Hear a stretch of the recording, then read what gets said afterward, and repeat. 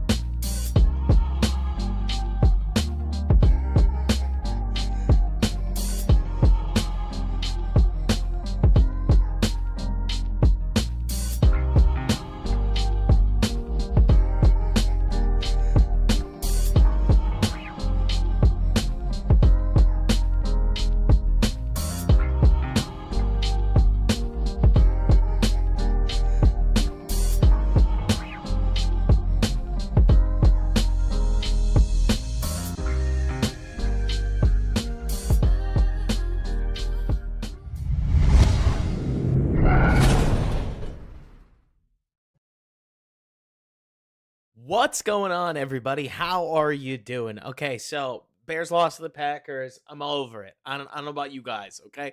Like, a weird way to start the show, I know, but here's where I'm at, all right? Because I want to just start this off. Last week was really depressing. I really felt it. Can you tell? Here's what I saw. I saw the Bears going down the same disturbing trend that it felt to me that they'd been on two quarterbacks in a row. Now, if you know me at all, you know that even with all the learning I've done, I still feel quite confident in Caleb Williams. And so, what I worried about was less Caleb sucks and the Bears are doomed, and more the Bears are finding a way to ruin one of my favorite recent quarterback prospects. And if they can do that, then I don't understand how they pull themselves out of this tailspin. And then Chicago's offense manages to be the only reason Chicago is competitive and even attempts a game-winning field goal against a team that I haven't watched them play a competitive game with in about 4 years at this point. Like, it's not only that the Bears have lost to the Packers 11 times, it's that these games aren't close more often than not. To start of 2023 season, not close. The end of the 2023 season, I didn't think it was near as close as the score suggested it was. So many of these options. Thank you so much, MJ50. So many Bears-Packers games that I've watched over the years. The 2022 games were not fun. The 2021 Packers games were not fun. The 2020 Packers games were not fun. The 2019 Packers games were some of the worst that I've seen. And then finally you get back to 2018 where we beat them. Still a horrible loss early in the season. So 2 horrible losses bookended the only win in 11 years. So yeah, forgive me. A Bears rookie and the rest of the offense, who kind of bumbled their way to 19 points in the first place, is the only reason that a Packers offense that hung 8.5 yards per play on the Chicago Bears, that's the only reason this game was tight. Some kind of weird Green Bay decision-making, if you ask me. Sure, there's that. But at the same time, the Bears were good enough on offense that the Packers only got 6 drives. I've seen a lot of people on Twitter, and I'm not trying to hate, I'm giving you my opinion, that are pointing out that the Bears held the Packers to 20 points. They did it on 6 drives, and Akusa, I hear you. It's part of the reason I don't expect to go very long.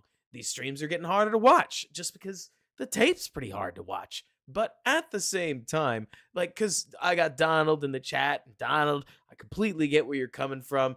I am just a little too frustrated at Matt Eberflus, to be honest with you, and just the general trend that this team has been on for 3 years to make the argument that the Bears got hoed by the refs, which I definitely think that there were some officiating calls that went against them. There's no doubt about that. But at the same time, it was an extremely weird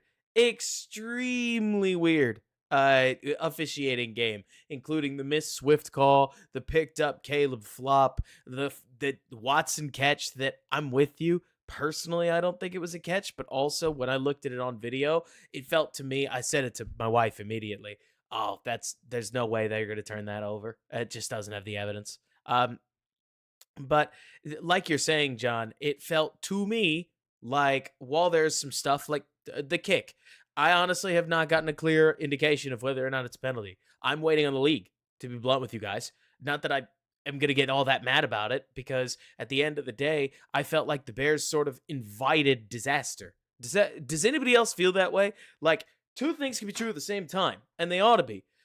Thing number 1, you ought to make a 46-yard field goal. In the modern NFL, you ought to make a 46-yard field goal. This isn't the double doink. Things have changed a lot in 5 years. People consistently drill 55-yarders, and that was considered, back when I was growing up, very, very, very, very long. It was like must-watch television whenever Matt Prater would line up for a 57, a 58, a 59, or a 60-yarder, and now Brendan Aubrey lines up for a 58-yarder like it ain't no thing. So when the Bears line up for a 46-yarder, yes, I'm aware that Santos is money inside of 40. Like, I know, I get it. But I also can't help but look at this and say, you sort of invited this on yourself. And I feel like Flus does this a lot, right? Like, it's not that I'm trying to point the finger. I guess I kind of am. But, like, talking this out with you guys, I mean, you guys have seen the chart. I don't need to necessarily show it to you guys. You know what? I'll pull it up anyways. But so Matt Eberflus has one of the worst records in close games in the NFL. Actually, I think it's the worst outright. And by no means am I trying to it's weird, right? We are reasonable people. I like to think we are all reasonable people. It is hard to read this graph and be reasonable, if you ask me. Here, let me get my I don't think my pen app pulled up. And so, like, you stare at this. This is active NFL head coaches. Thank you, Stat Hole Sports. Her active NFL head coaches in one-score games. And yes, I'm aware that this includes the 2022 season, but I actually feel like we're doing a very, very big service to Flus when we just let that go, right? And that's the thing, Citrus. He's the worst by a margin, like by quite a margin. And so he is quickly bordering, by the way, on the worst losing percentage in Chicago Bears head coaching history. He's up there with somebody whose name I didn't recognize. Thank you. Thank you. Good point. I completely forgot that you can't see it. So let me port us back over to the NFL stream. Which is fine. But so, thank you. Anyways, active NFL head coach records in one-score games. Kevin O'Connell, Nick Sirianni, D'Amico Ryans obviously up at the top. But then down here, you've got Kyle Shanahan, you've got Doug Peterson, you've got Todd Bowles, you've got Jonathan Gannon, and you've got Zach Taylor. Look at these guys. These are the worst current NFL head coaches in terms of their winning percentage. Bottoms out at around 40% in one-score games. And then near half of that is Matt Eberflus with a 5-17 record. And if you take out the 1-7 from his first season, you're still left with 4-10, which by my count, somebody quickly do the math for me, but I still think that's worse than 40%. If memory serves. 4-10, so 4 out of 14. It's a little less than a third. So he'd still be last. Like, he'd still be over here. And I get it. I completely understand. Just so we're all on the same page here. I like to think I'm a pretty moderate person on Bears Twitter. Do you guys... I don't really care about the Twitter thing. In the world of Bears media, in the world of anybody who ever listens to anything Bears related, I like to think that a lot of people appreciate me for, I hope, a breath of fresh air in terms of honesty and an attempt to breach the middle here, right? Like, to be extreme when extreme is warranted, to be reserved when reservation is warranted, and really just to not try to blow up like a volcano as often as I can. But you get it, right? The problem is that it's not just a missed kick, is it? It isn't. And it hasn't been. It's not just Justin Fields fumbling twice at the end of the Minnesota game. It's not just Justin Fields fumbling and then throwing an interception in the Denver game when the Broncos just hit with a bunch of points. Yeah, thank you, Fuzz. Like, it's not just one game. And it hasn't been. It's not just, Emir Smith-Marset fumbling a ball out of absolutely nowhere. It's not just the defense seemingly giving up any go-ahead score. Like, and that's what I'm saying, Donald. Exactly. Like you say, but at least that's on Fields and is clearly on Fields. Like, I get it. But there becomes a common denominator at some point. And it's hard. It makes me crazy spinning around in my chair, just like, what conclusion do you want me to come to, Matt? Like, what if I was your boss? What are you trying to make me see? Because everybody, Donald, to use an example, is going to say simple things. Not simple. I'm not calling anybody simple, but they're going to come to the realistic conclusion that you gave up a touchdown, and then your offense marched down, and then you attempted a field goal and you didn't get it. And Donald, why can't I ask us to get a stop? Why is it a given that the defense gives up that late score? Why in these kinds of games, going back to the Minnesota game with the 2 fumbles that Justin Fields was able to find a win out of, why the defense that didn't give up a touchdown all game crack then, right? Why did the Colts, who did not have that much going for them on offense, pretty much dedicate themselves to exclusively running the ball, and that's when they got moving in the fourth quarter? What is it about Flus's defense, about Flus's adjustments, where just when you need a stop, that's when they cave? I don't know. I don't know. And so, like you mentioned, that the Christian Watson catch wasn't a catch, but would we have stopped them without it? They picked up a They were. I thought they were buzzsawing the Bears' offense. They ended almost. I think they had 6 total drives, and they ended 5 of them in the red zone. Oh my goodness. Now I did want to say this because I think it's interesting, right? Not interesting. Okay, this one's just funny. I think I got my wings, so to speak, right? I think I've finally graduated, and I can finally call myself a Bears old head because I was on Reddit today, as I occasionally hop on, and I saw this meme, right? And I had to share it with you guys. So if hopefully Wallaby6207 is out there, just know that this gave me quite the chuckle. So you've seen the meme before, right? It's the monk who just has balls of brass, right? But what made me laugh out loud was that then I saw his almost 18-year relationship with the Bears, and I thought, wow, okay, so he's been a Bear like for quite some time. Then he mentions, I cried in middle school when the double doink happened, and I went, oh, he means 18 years old. He hasn't seen anything yet. Like I'm 30, so I've been following the Bears for a long time, but like really locked into seasons for almost 20 years at this point. And he's got no idea. Whoever this is has no idea the way that has felt over time, which I thought was pretty funny. And yeah, John, I mean, if memory serves, right, Jordan Love had more.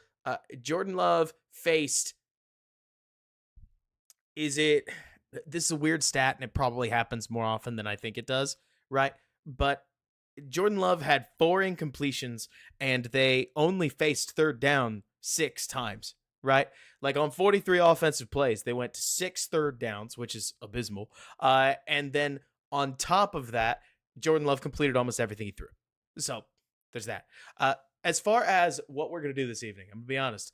The longer, or what is it? The more that these streams move, and by move I mean like as we progress through this season, I personally believe that this season is pretty tough to watch. Just in case you're feeling it, right?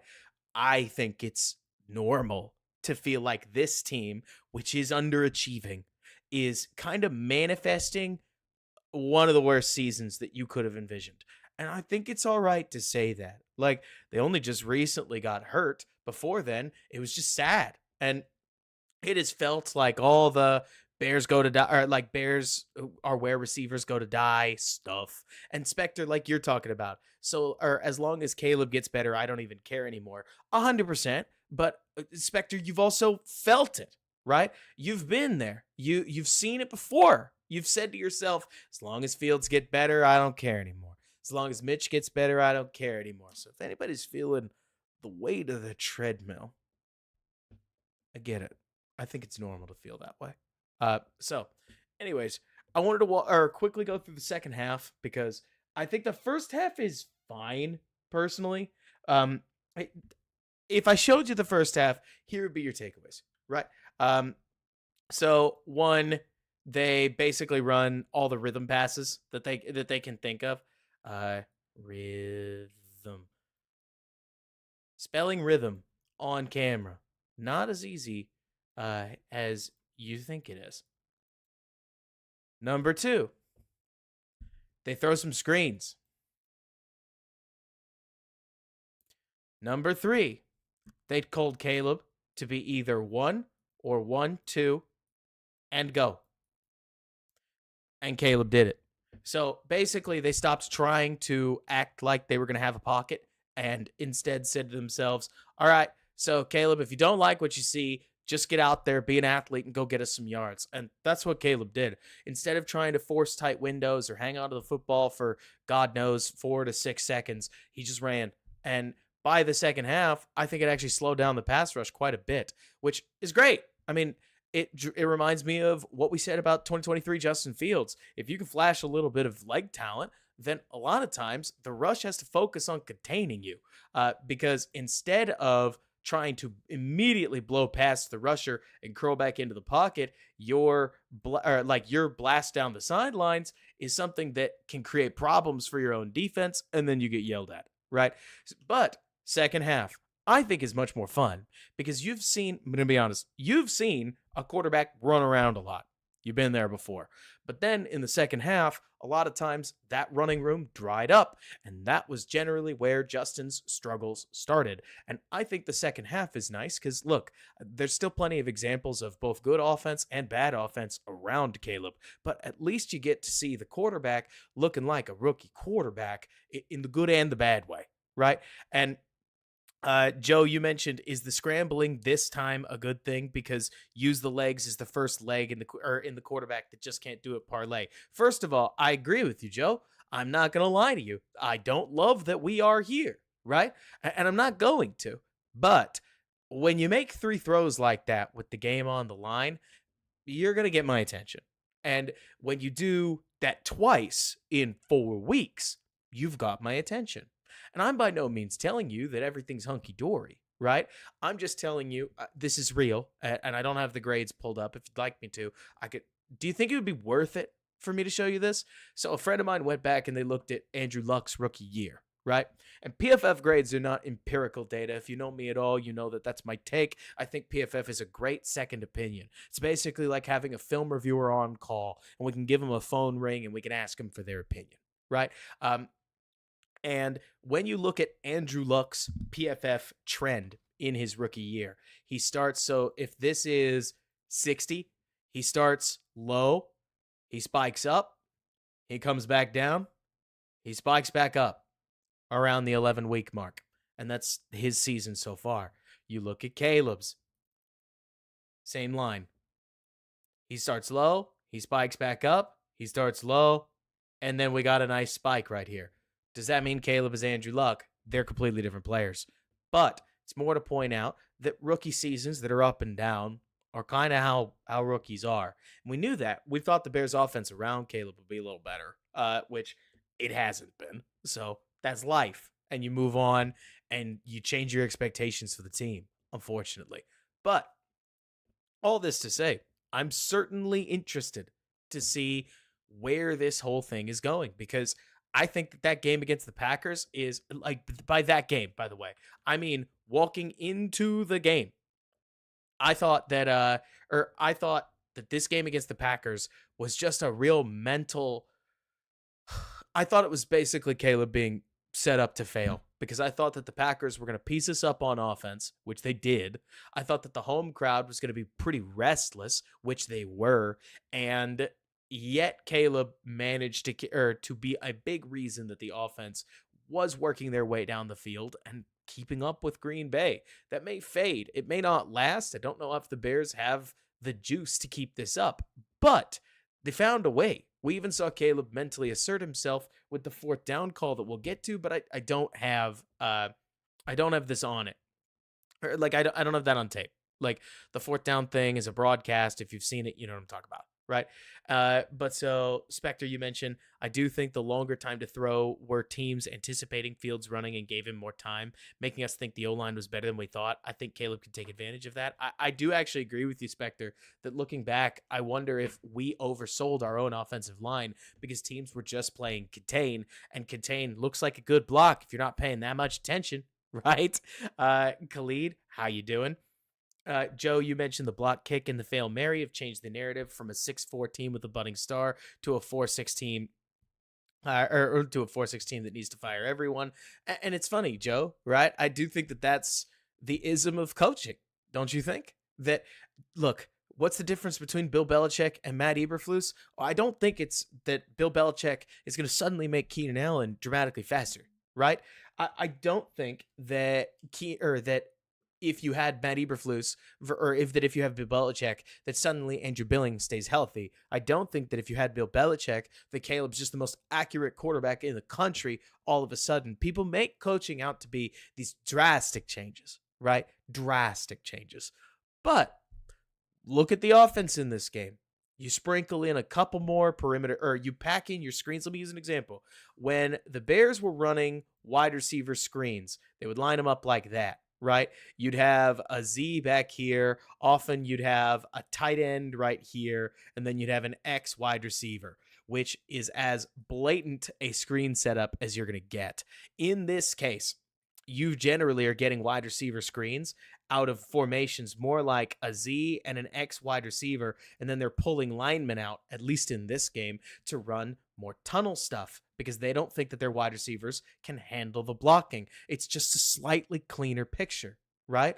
And so some little changes can have some big impacts. And like JK mentions, the NFL isn't a game or drastic. It's a game of inches. The great and horrible are a few things each week different. Like JK tipping a Hail Mary away, or the Hail Mary falling into the crowd and just the ball hits the turf, right? I mean, little things.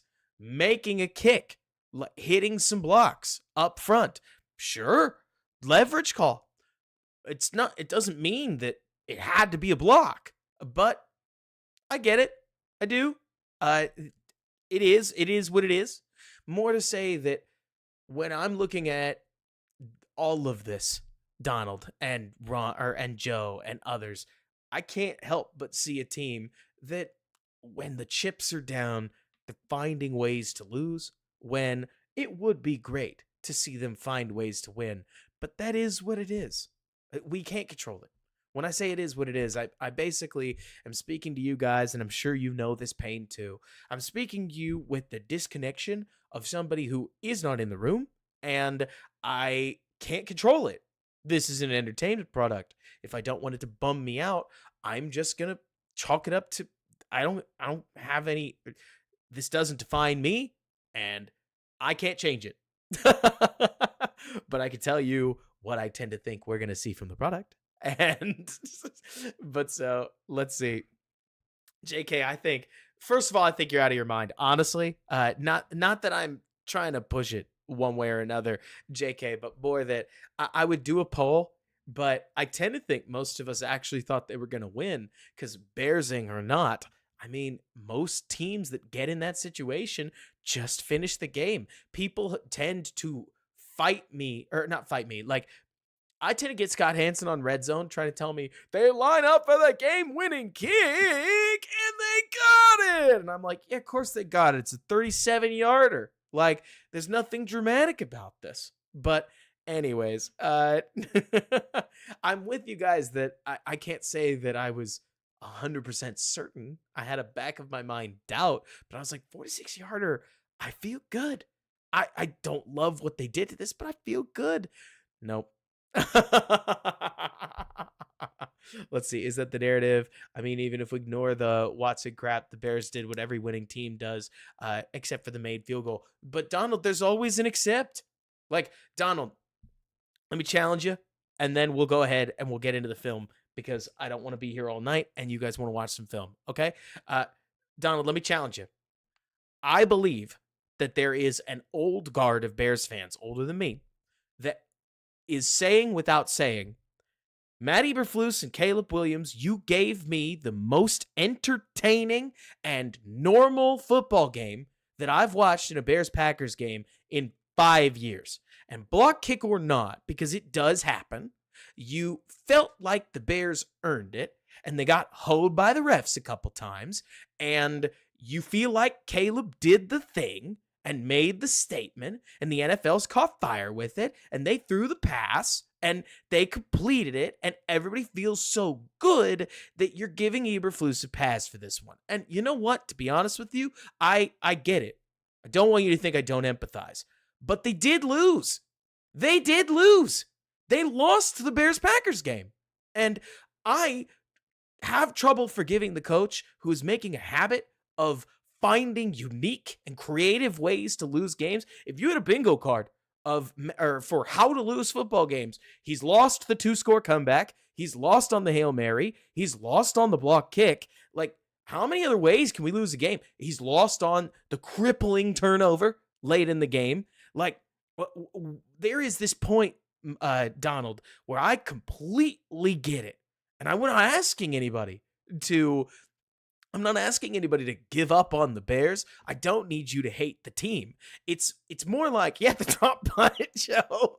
Like, I'm hitting the point where the Bears are somehow so undisciplined that they really are trying to black out a bingo card where they lose games nobody else could possibly lose. And I have a hard time not saying, man, team rules. Thomas Brown, like, kudos to you. He really impressed me. Not everything's perfect, but the emphasis that he placed on his offense went over swimmingly. And I don't really care that the Packers defense is not a super fabulous unit. They gave up 15 sacks between a pretty poor Arizona defense and a pretty poor New England Patriots defense. So you can get out of town with Thomas Brown's changes where anybody's changed. I don't think anybody said that, but like, there's something to how much better it got when Shane Waldron got fired. The guy needs his flowers, and I think he warrants them. But all that to say that, at least for me, Donald, when I look at this game personally, I'm extremely disappointed against the defense, or like, I'm extremely disappointed in what the defense brought to the table. Let me put it this way, Donald. Yeah, I know that there were some depth guys in there. I'm aware. But to me, the value prop of a defensive head coach is that when you lose a couple of stars, you put you put the next guy up out there and they don't drop off that much. This defense looked completely outclassed against the Packers. And I understand that you've got some stat skewing monster plays, but if you take those 60-yard bombs away, they still clipped out like 12 yards per attempt and like 6.5 yards per play. It's unacceptable how poor they were against the Packers passing attack. And I'm right there with you. They seemed like they sold out to stop the run and got punished for it. But it is a shame to me, Donald, that here we are talking about a defensive head coach in a Bears-Packers game that has not beaten the Packers. And here we are talking about a defense that couldn't buy a stop. Sans, I don't know what you guys thought personally, but when LaFleur went for 4th and 6, I didn't get it. Like, I didn't understand it. The Packers were down, 14 to... This was one of the most curious game management situations that I've seen in a while. The Packers were down 14 to 19. If you're at 17 to 19, then you can survive a field goal that makes it 17 to 22. If you are up, 20 or 22, 21, 22 to 19, obviously that's really great, right? But if you stay at 14 to 19 and the Bears score a touchdown on you, you lose the game.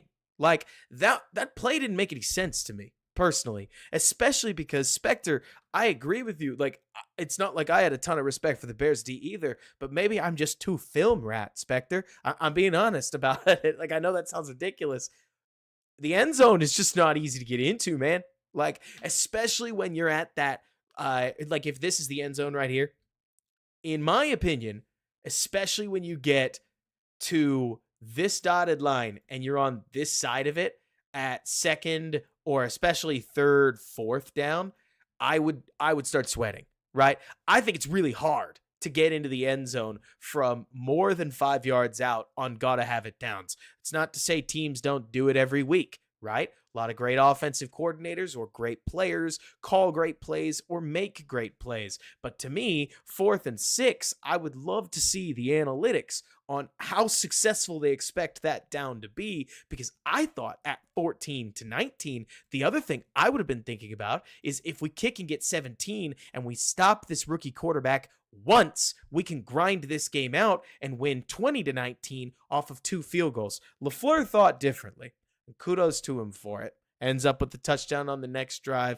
They obviously win the game anyways. But I thought that was just a bizarre decision A bizarre decision that felt to me like the risk outweighed the reward and was pretty much the only reason the Bears had a chance. Like, they kicked that field goal, Bears need a touchdown. Who knows? Maybe they actually win.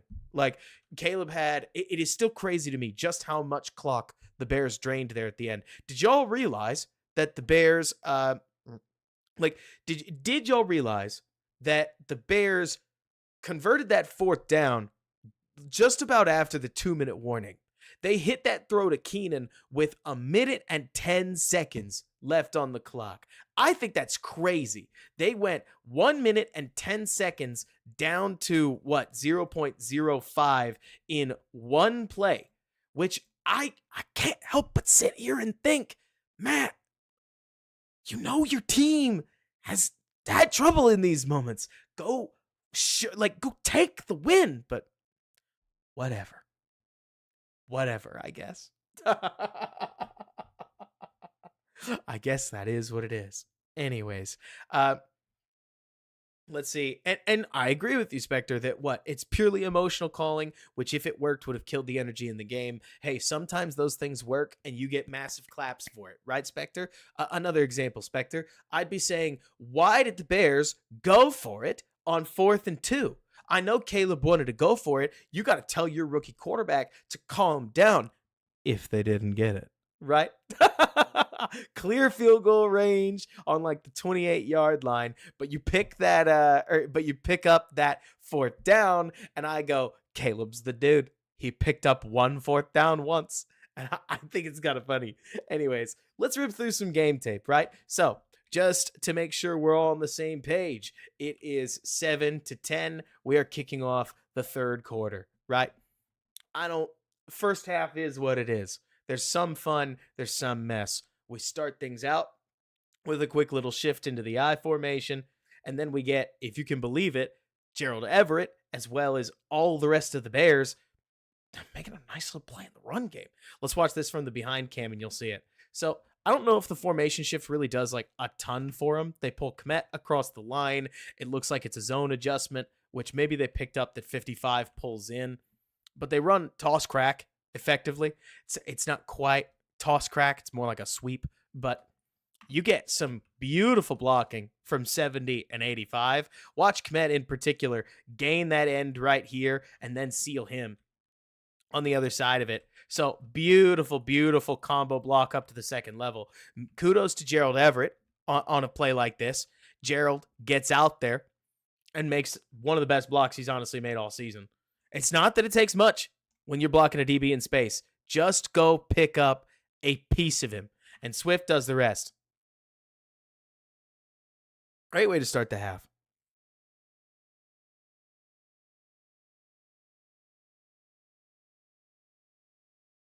Am I sure that's Everett? Well, it's not Mercedes Lewis, I'm going to be honest. It's the best block Schmitz makes all game. Schmitz has been, if you ask me, struggling in the block or like in the blocking department ever since he got cool, hip, and learned to catch the ball well. So that is what it is. You live with it. I will take the good with the bad because I find that good to be extremely valuable. Speaking of valuable, there the man is. Look at this. It's funny on the broadcast, right? I think that these plays look so much easier than they are when you watch it behind. And then we'll walk through the route concepts. So, play action offering. Look at the pocket.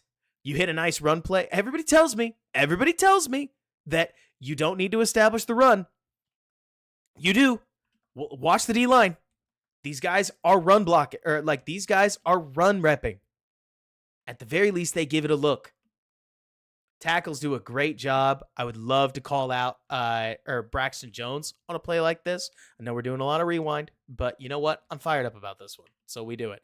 Braxton gets that natural chip, locks it down, and a beautiful ball right over. My favorite part is Caleb getting it up and down over 29. So we get, finally, we're talking about, if you ask me, a Bears quarterback where we get the hand up and the ball dropping right over the defender.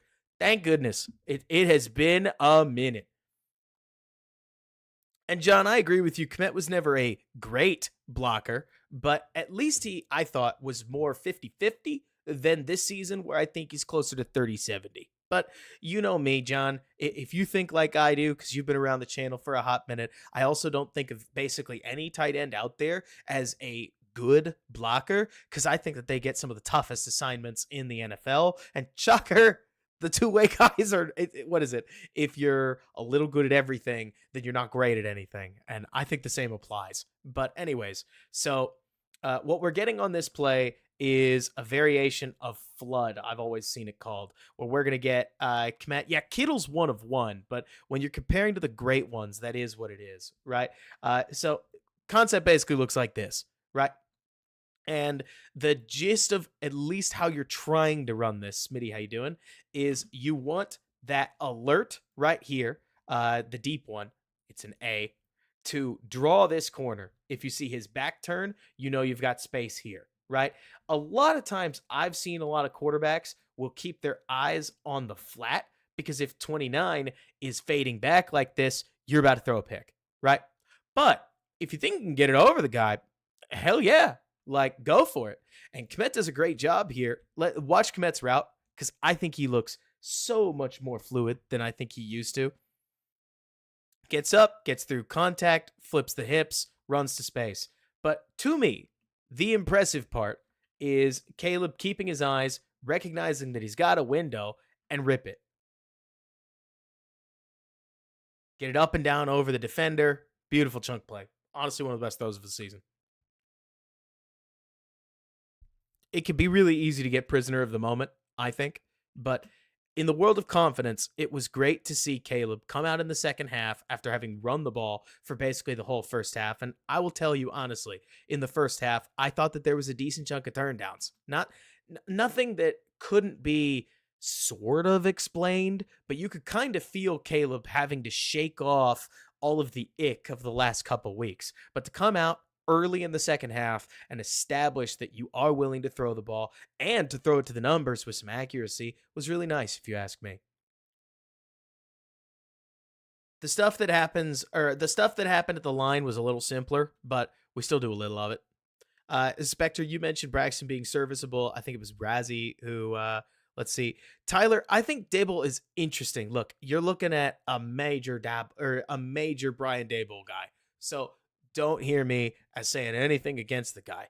I also think that there's some truth, Tyler, to the idea of like, why? Let me put it this way, Tyler, at the risk of derailing the stream, I think that there are a lot of times where we as football fans will reach a conclusion really early. Week 7, right? Let's fire Matt Eberflus and replace him with Ben Johnson. Something like that, right? Or let's fire Matt Eberflus. Another popular name I've heard thrown around is, and replace him with Mike Vrabel. Okay. And then 3 weeks go by, and you just don't really want to say the same thing. Nobody really likes to just sit in the same place in their life, right? So we start talking about new names. We start saying, well, what about Brian Dable? What about Kyle Shanahan? What about Kevin Stefanski? What about? And let me be honest, Tyler. For once, I would like the Bears to just be the big dogs, right? Like, go get the best guy. And sure, if you think Brian Dable is the best guy, I mean, go off, Kings. But I don't think that's the case. At least recent run of things. I don't think that I think that Brian Dable is more of a you got stuck with him than I do that's the best candidate. I like Dable a lot. I think he could do some sick things with Caleb Williams. I've also heard that he can be hard to work with and a plethora of other things. But that's the nature of being the coach of a franchise that's struggling. So at least when I look at things, I can't help but think until I get convinced otherwise, my number one choice is Johnson, and it's honestly mostly the emotional version of this. It's like, show me, Bears, that we are serious. Because if we're not serious, thank you for telling me. I'll just be a neutral fan, right? But if we're talking about, like, I'm gonna draw this in a dashed line, because hopefully this will make sense.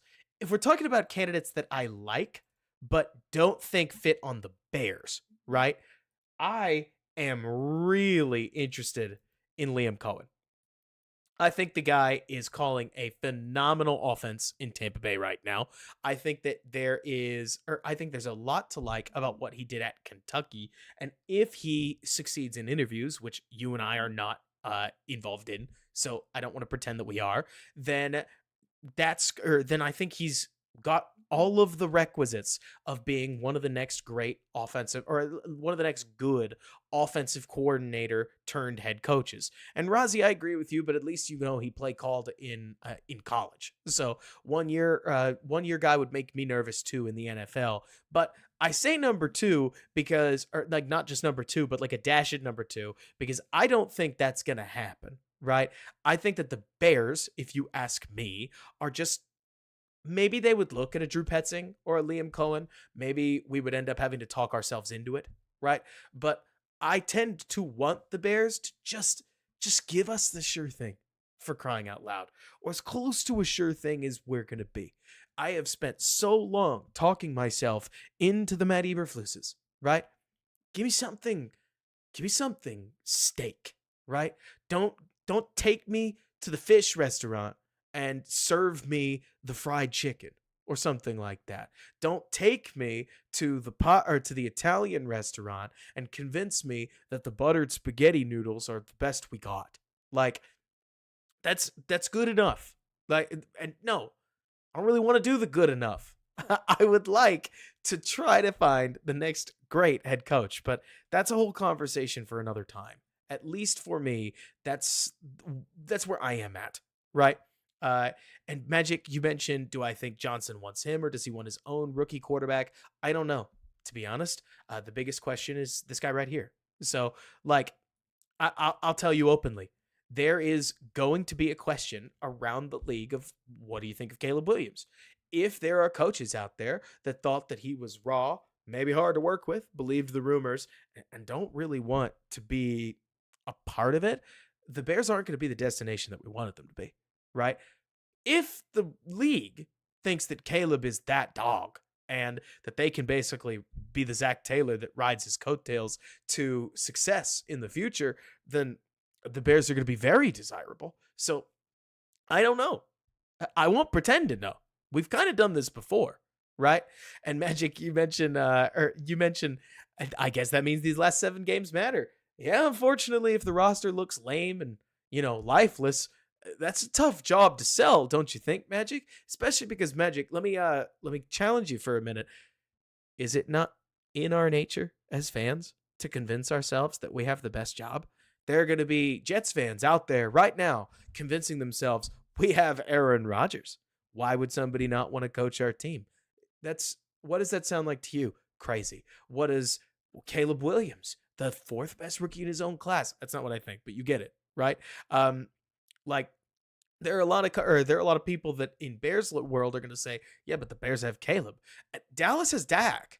Like you mentioned Dallas, and it's like I think that Dallas's roster, Derek, is awful, but you're the Cowboys coach. And Jerry's going to give you the longest leash in football, right? So I don't know. I have no idea. It's part of why I can't help but look at things and just say, let's just let this thing play out. Like, for instance, Haplo mentions, I think the Bears are the best job right now. Let's just let this thing play out. If Zach Taylor gets fired, I don't think the Bears have a better claim than the Bengals do. And I am a Bengals hater. So that's me just being blunt. Like, Joe Burrow is way too good, and the offensive personnel that they have are way too successful for offensive coaches to not potentially look at a job in Cincinnati and say, I'm doing it. Like, and I'm with you that the Bengals defense is an utter mess, Donald, but if we're bringing in a 3-4 defensive coordinator, we're kind of switching that anyways, right? So anyways, we'll get there. We're talking about the current offense, and in the current offense, if there's one consistent problem, it's unblocked middle linebackers for no reason. The Bears would run these motion shifts, and then after adjusting themselves, you'd get moments just like on this play right here, where for some reason, we're running Oklahoma drill. Riddle me this one. Watch 79 and 58. Watch Pryor. Watch Darnell Wright. We're talking combo block up to the next level, and Pryor's staring right at 56. We're talking combo block, Kmet comes off to kind of to nobody. Why is the middle linebacker coming down the pipe on their own? The play side middle linebacker. Darnell is no hesitation trying to get the outside shoulder way over here, right? Pryor has no hesitation about who he's looking for. Somebody's wrong. I don't know who it is. I don't know who's messing this up. I don't know if this is on purpose. It's kind of a sick move by Swift. Like, I do want you to just like watch this one. This is fun. Like, that's sick. That's a sweet move, but it shouldn't be Oklahoma drill in a situation like this. So there are some clear basic ideas in the run game that we still gotta tweak. And Damo, like you mentioned, let me use an example. Look, not to piss everybody off in the chat, but have we not seen one of the best, I think, stories in the NFL right now play out with Jim Harbaugh and not his quarterback, Justin Herbert? Does Jim Harbaugh sound disappointed that he's got Justin Herbert? No, he's gassing the guy up at absolutely every single turn, right? And I look at this, at the very least, in my opinion, I look at the Bears and I really think it's as simple as, do people think that Caleb Williams is going to be a dog? If they do, this job is 5 times as interesting as if they don't. Like, I know we had a troll in here. I'm sure we'll get a couple more later, right?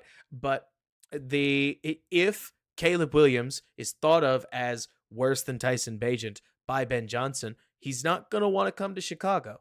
If Ben Johnson looked at a game like that and said, "Dadgum, I want to coach that kid," then he's going to come here. I think it's kind of that simple, right? And Chicago Fanatic, you mentioned, well, would we rather have Caleb or Trevor? I have not deep dove into Trevor, but at least right now, Caleb, I know it sounds ridiculous, Chicago. Caleb's rookie. There have been statistically worse rookie seasons. There will always be statistically better rookie seasons. We have 7 games to go. Caleb just put up 300 combined yards, breaking out the combined yards again. And so if this continues and the Bears don't completely fall on their face, then that could be a very good thing looking around. But anyways, we'll see. Right, yeah, John, that's it. Ben Johnson comes to Chicago and says, "Oh, I didn't come for Caleb. I came for Bagent." That'd be hilarious. All right, so this play, we get what looks to me like a frontside combination of an out route with a curl. There's some natural picking action. The Bears were very aware that they got destroyed in man coverage this last week, and they wanted to correct it. So the good news is Caleb is playing with some anticipation. The bad news is that I can't tell, because I never can, what's supposed to happen here. And look, I'm going to defer to you guys, okay? Every chance I can. Rome is carving a line right here. He's on this side of the 20, right? And then, wait, let me draw that and then switch back. Rome ends up on this side of the 20. And the ball's too high either way, but the ball whistles over this side of the 20. So what's going on? Like, it's another moment, there's many of them, where Caleb and his receiver don't seem to know where each other wants where each other wants the one to be. And I do think that there's something to be said for this defender influencing it, and I'll take you back there. But I wanted to show this first, where the ball's too high either way, but if Rome can jump at this straight on, he might just snow cone it. And so you tell me what you think. But what's always wild to me is watching Caleb Williams just whistle the ball. I mean, maybe, look, forgive me. Let me just ooh and ah at some arm talent for a minute. We're going in slow motion. Caleb takes, what, 1, 2, 3, 4, 5, 6, 7, 8, 9, 10, 11, 12, 13, 14, 15, 16, 17, 18, 19 frames to fully complete his throwing motion, and the ball just explodes out of his hand. I know everybody always wants to talk when it comes to this dumb Caleb Bagent thing. They're always like, well, it's not all about arm talent. And sure, I love this. I'm never going to get over how effortlessly he seems to generate velocity. Now, talking about this. In many cases, at least what I've seen, the read guy is this one. I guess people throw him with a triangle, don't they? Um, but so when or a lot of times you're watching 56, and if 56 drives on the out route, the curl route is going to be wide open, right? And so watch 56, kudos to him. The guy drives on the curl, puts his, I think this is amazing, puts his left foot in the ground, recovers, and drops into the passing lane. So if you threw this, let's say a normal ball right here, he runs away with it. So kudos to him. Clearly, Thomas Brown and the Bears got here because 56 is all over this. I mean, that's perfect linebacker play. Let's call it as it is, right? So Kmet ends up the open guy, but I don't think you'd ever tell. Like, you'd have to hold on to the ball for a hot minute, and you've got Rashawn Gary ripping around trying to put a hit on you. He loads up. Great job by the linebacker. Could just be that he's playing with his eyes well. But, I mean, 56 has his head turned in a situation like this. Man, kudos to him. We can go over the backside of the play if you want, but I took too long to describe the front side anyways. So I think the Caleb inaccuracy stuff is really interesting because you see all kinds of this stuff. Here, let me text my wife back real fast. You see all kinds of this stuff in the first half too, where there's a moment, you know what, we're at 20 or 29-38. If anybody asks, help me to remember that.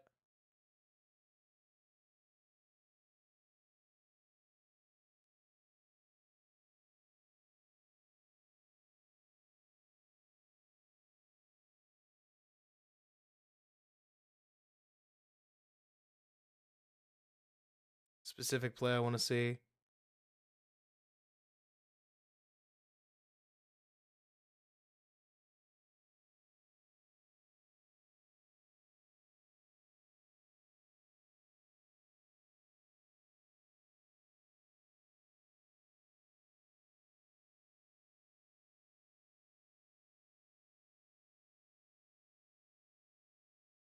Was it earlier? It was. Wow, I skipped past it. Okay, there's just a lot of this, right? Here we go. Play action. You've seen the concept before. You standard flood. Spacing's off because it's the Bears, right? With the deep corner right here. Who's open? Who's open, right? Zone coverage. You could tell. Who's open? Who's the read? You tell me. Do I really have to point it out? Right? It's obviously Roma Dunze, right? So what do you do when in general, when you're talking about run routes, right? These horizontal routes. What's the general rule that most receivers follow? It's as easy as man, run, zone, stop. So Caleb sees Rome. He sees Rome get into space, right? And then he throws the ball to this spot, which Rome runs away from and does not catch, right? I can't remember if Brady said he was supposed to sit there. I'm going to be honest with you. But Rome gets into space. Caleb identifies that in zone we sit down. Rome doesn't sit down, and Caleb gets charged with an off-target pass. I'm not telling you that Caleb is this crazy accurate quarterback that's just dartballing everything. His ball placement is not perfect. I don't want to pretend like it is right now. But there's an awful lot of this in this Bears offense where Caleb will throw the ball to a spot that his receiver simply isn't even trying to be in for whatever reason. Another decent example. Let's see if I can find it quickly. No, we're not going to watch the play yet that precedes this because it's awesome, and we will get there when we get there. But the 2-point conversion, I thought when I first watched it that Kmet just got bodied, but he doesn't. Kmet gets exactly where he wants to be. He just seems to want to be in this flat area. And Caleb clearly throws him a corner ball. Like, clearly throws him a ball that he's supposed to catch way over here. They're not even close. And if that's supposed to be Caleb throwing to the flat and he just sent it high, that's a really bad throw. But I don't think that, honestly, Donald, I don't think either is the wrong answer. One of them, like both choices are open. So at that point, it's a communication problem. And that's really all I want to boil this down to is this game was emblematic of what we've seen a lot of, at the very least, that the Bears receivers will make it's not, I don't want to pin it on the receivers because that's not the point. It could be the quarterback.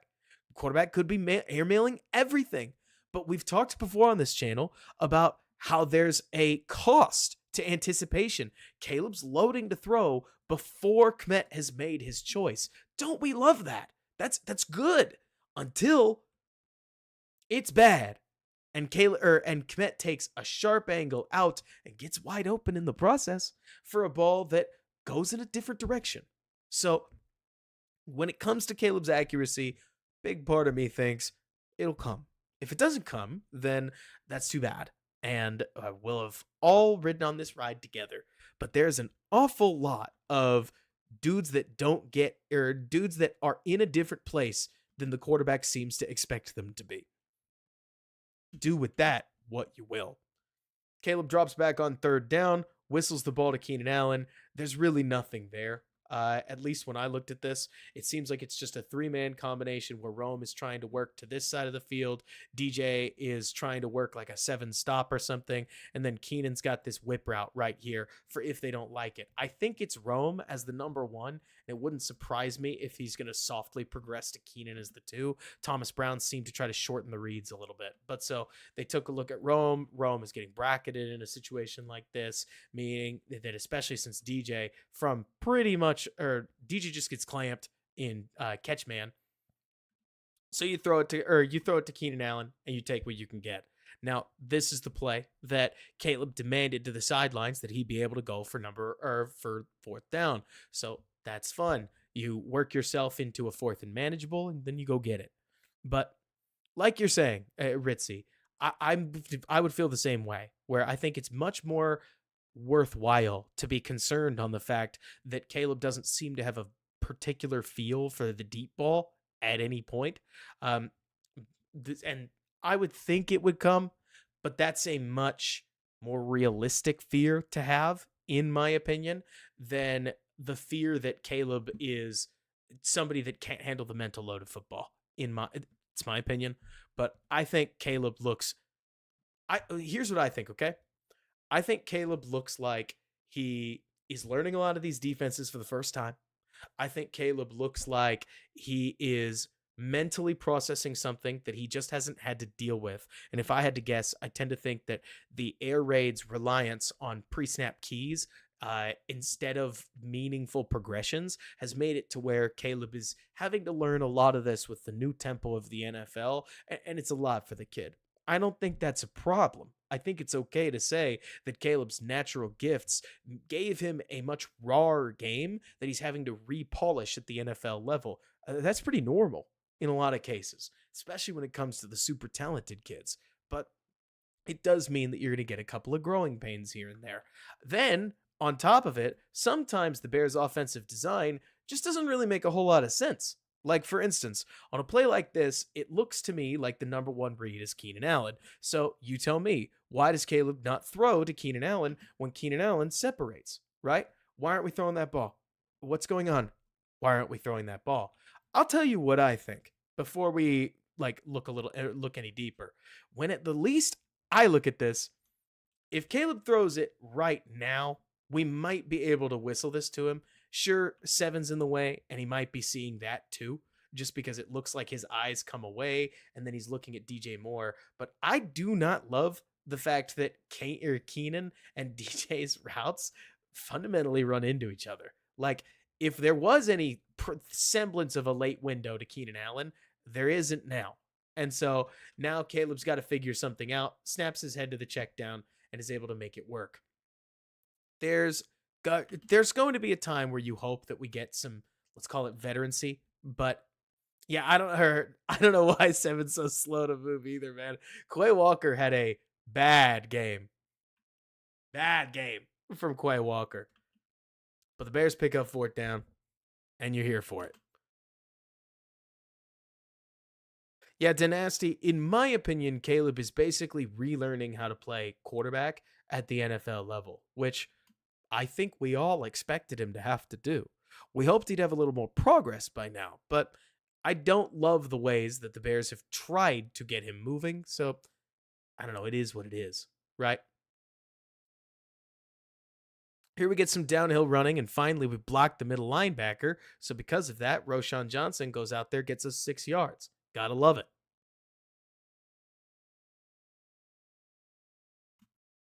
2nd and 4. Hand it to Roshan.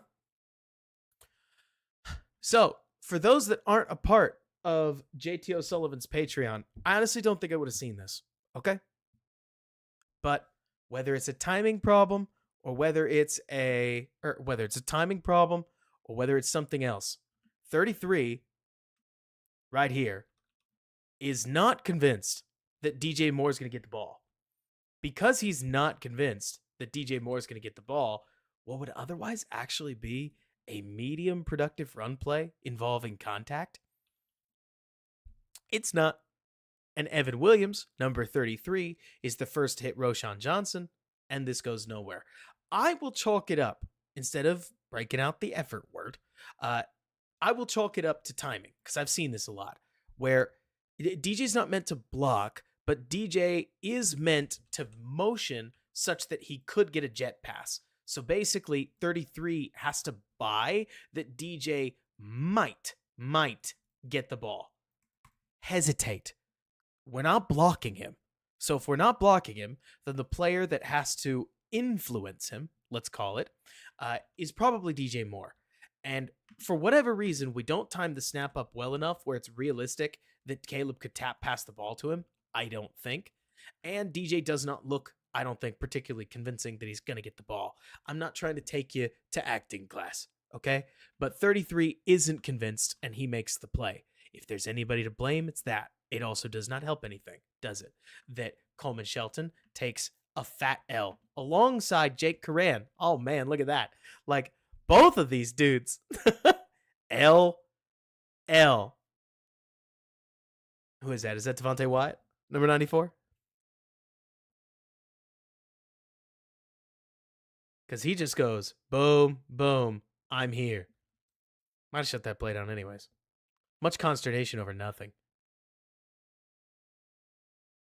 Here, Keenan's going to work his way to the from left to right in motion. We see a zone tell and an adjustment. We get Rome Odunze rolling across the field for what I believe, at the very least. Let's see. So at least the play that they look like they're running is a post with a dig behind it and then an out right here for Keenan Allen. And it sure looks like Caleb's first read, as it often is Keenan Allen.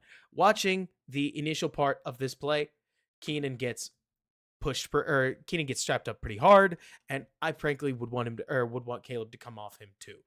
Yeah, maybe you could fit some humdinger of a ball in there, but that's Pick Six City.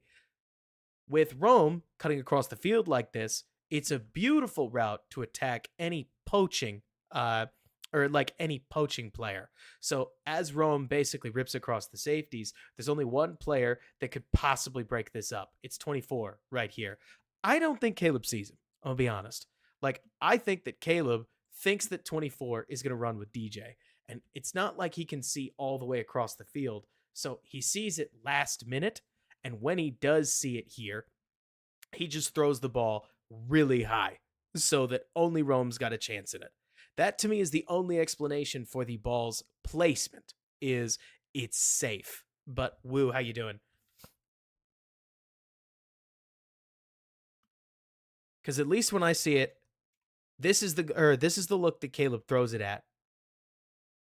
And he seems like he's probably aware of 24 because the ball is completely uncatchable. But to be honest with you, I think the most exciting part about this play is I love the fact that not only is Rome getting this touch, but look at how good Rome looks coming across the field.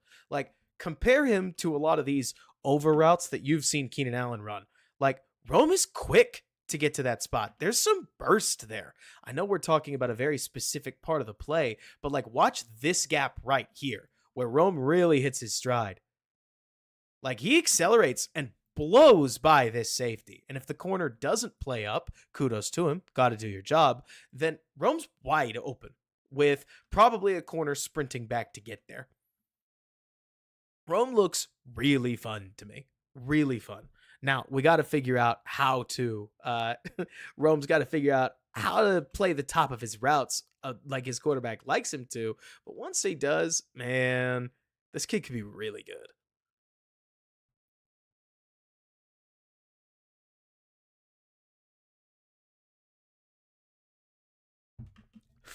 KB mentioned something that I also want to highlight for you because KB, I like this comment a lot.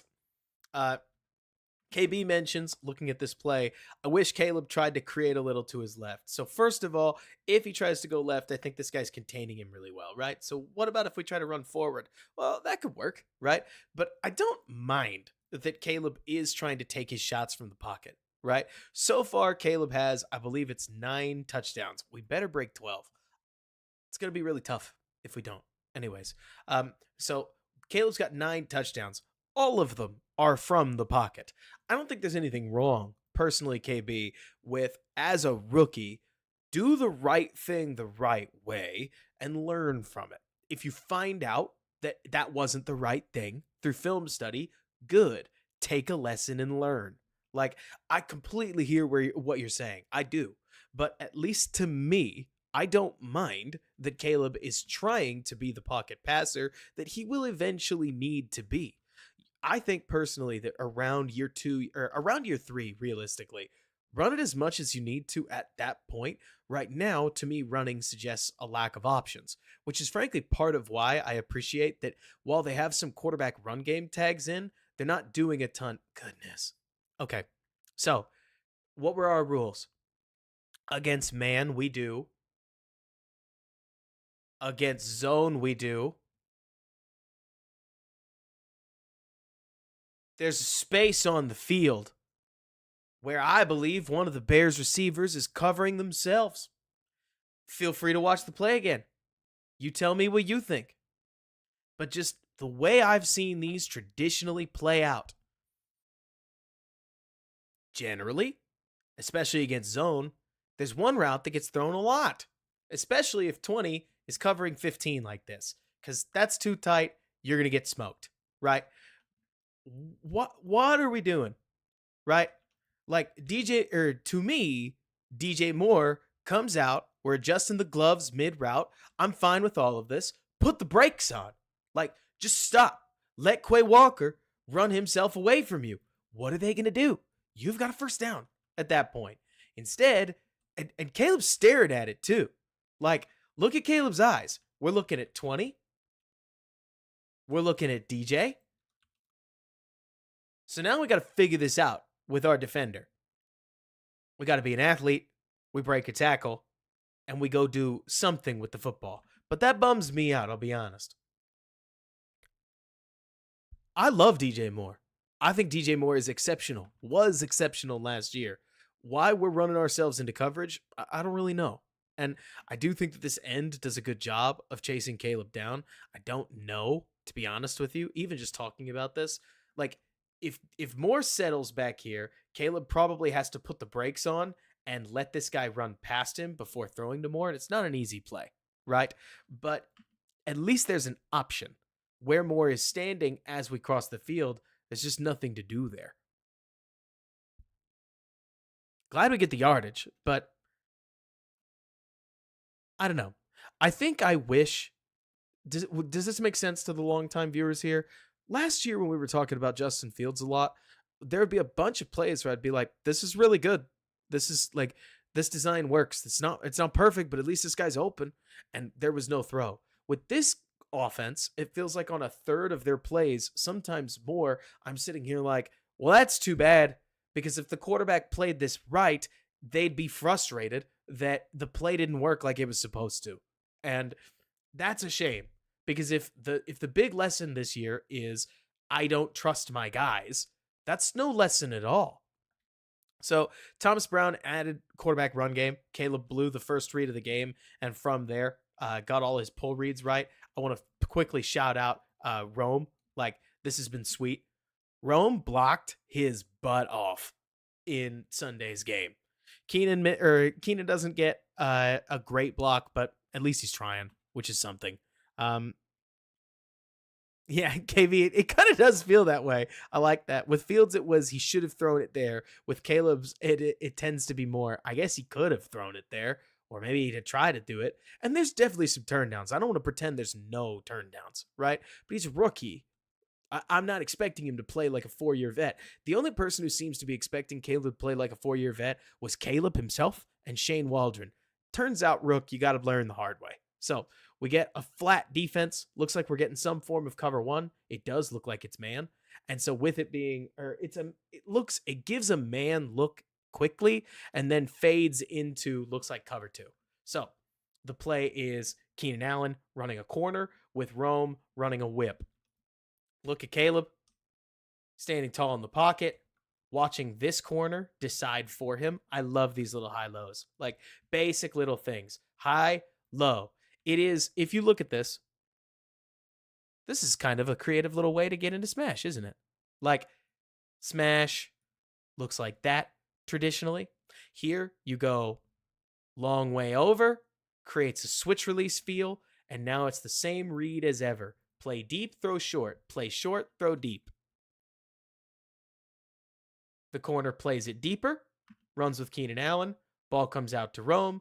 Rome turns, picks up the yardage. There you go.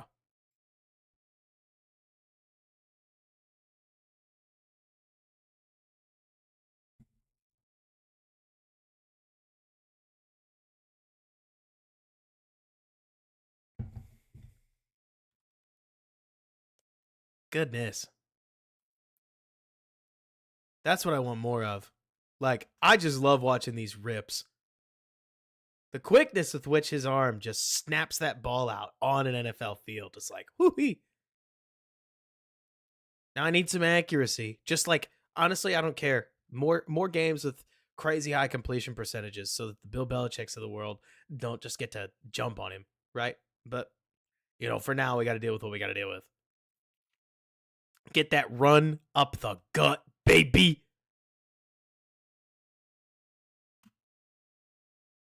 We won't. I just don't have time to cover every play if we're gonna get to. Look at this. Oh, look at this block. Look at this combo block up front. Like, Schmitz does his job for sure. But somebody was asking me a couple streams ago, where's Braxton the run blocker? Okay, we get a little bit of Braxton the run blocker. And Roschon Johnson puts the pads down, goes out and gets you 6 or 7. I think this was Braxton's best game in a long time. I don't know if you guys feel that way, but I felt like at the very least that was pretty nasty.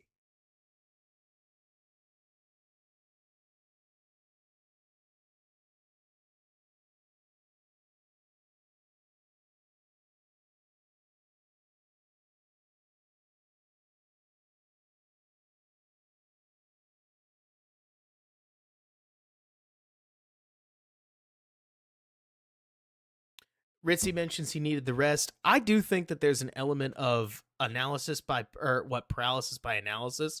So part of me wonders if the Bears basically put in a couple calls that helped everybody play a little freer.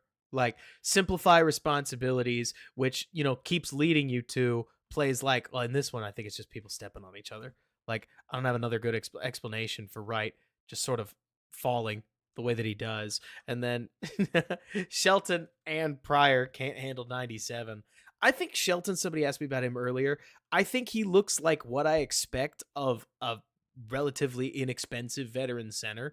But you got to realize that I have slowly morphed into somebody who thinks that the majority of NFL centers can't play.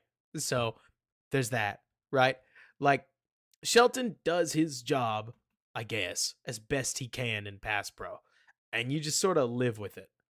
So I've seen a lot of very varying analysis on this play, okay? So we get like a banana go for Keenan Allen on this over route, right? And it's aggressive, okay? But also, I don't mind that Caleb Williams sees linebacker with his back turned and my wide receiver one, and he says, yeah, we friggin' got this. I would even tell you that I think the fact that Keenan Allen can't separate against the linebacker.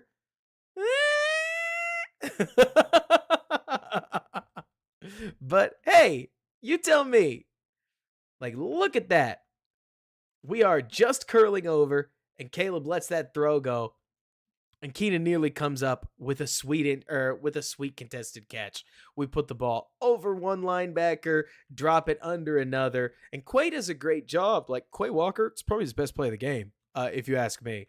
But I just can't help but think, what if that is Rome Odunze, right? I mean, it's the memeiest meme at this point. If you're around any Bears film community of like, what if we did more with Rome Odunze? But this is a tough route to watch.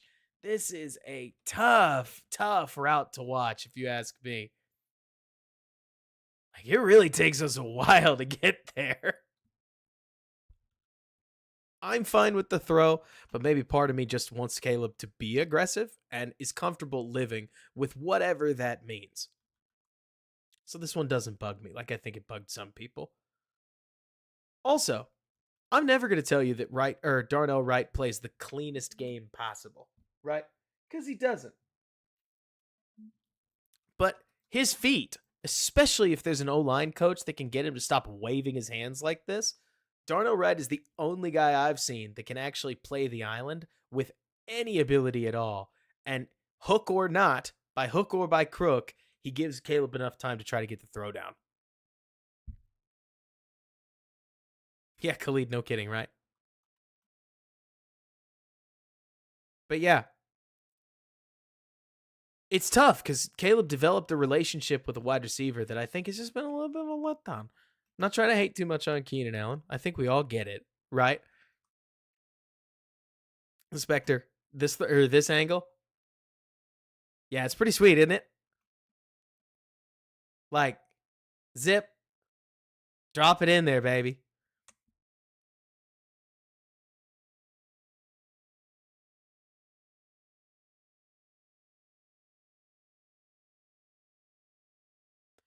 This is a little more of what I'm talking about. Like, talk about the DJ Moore thing.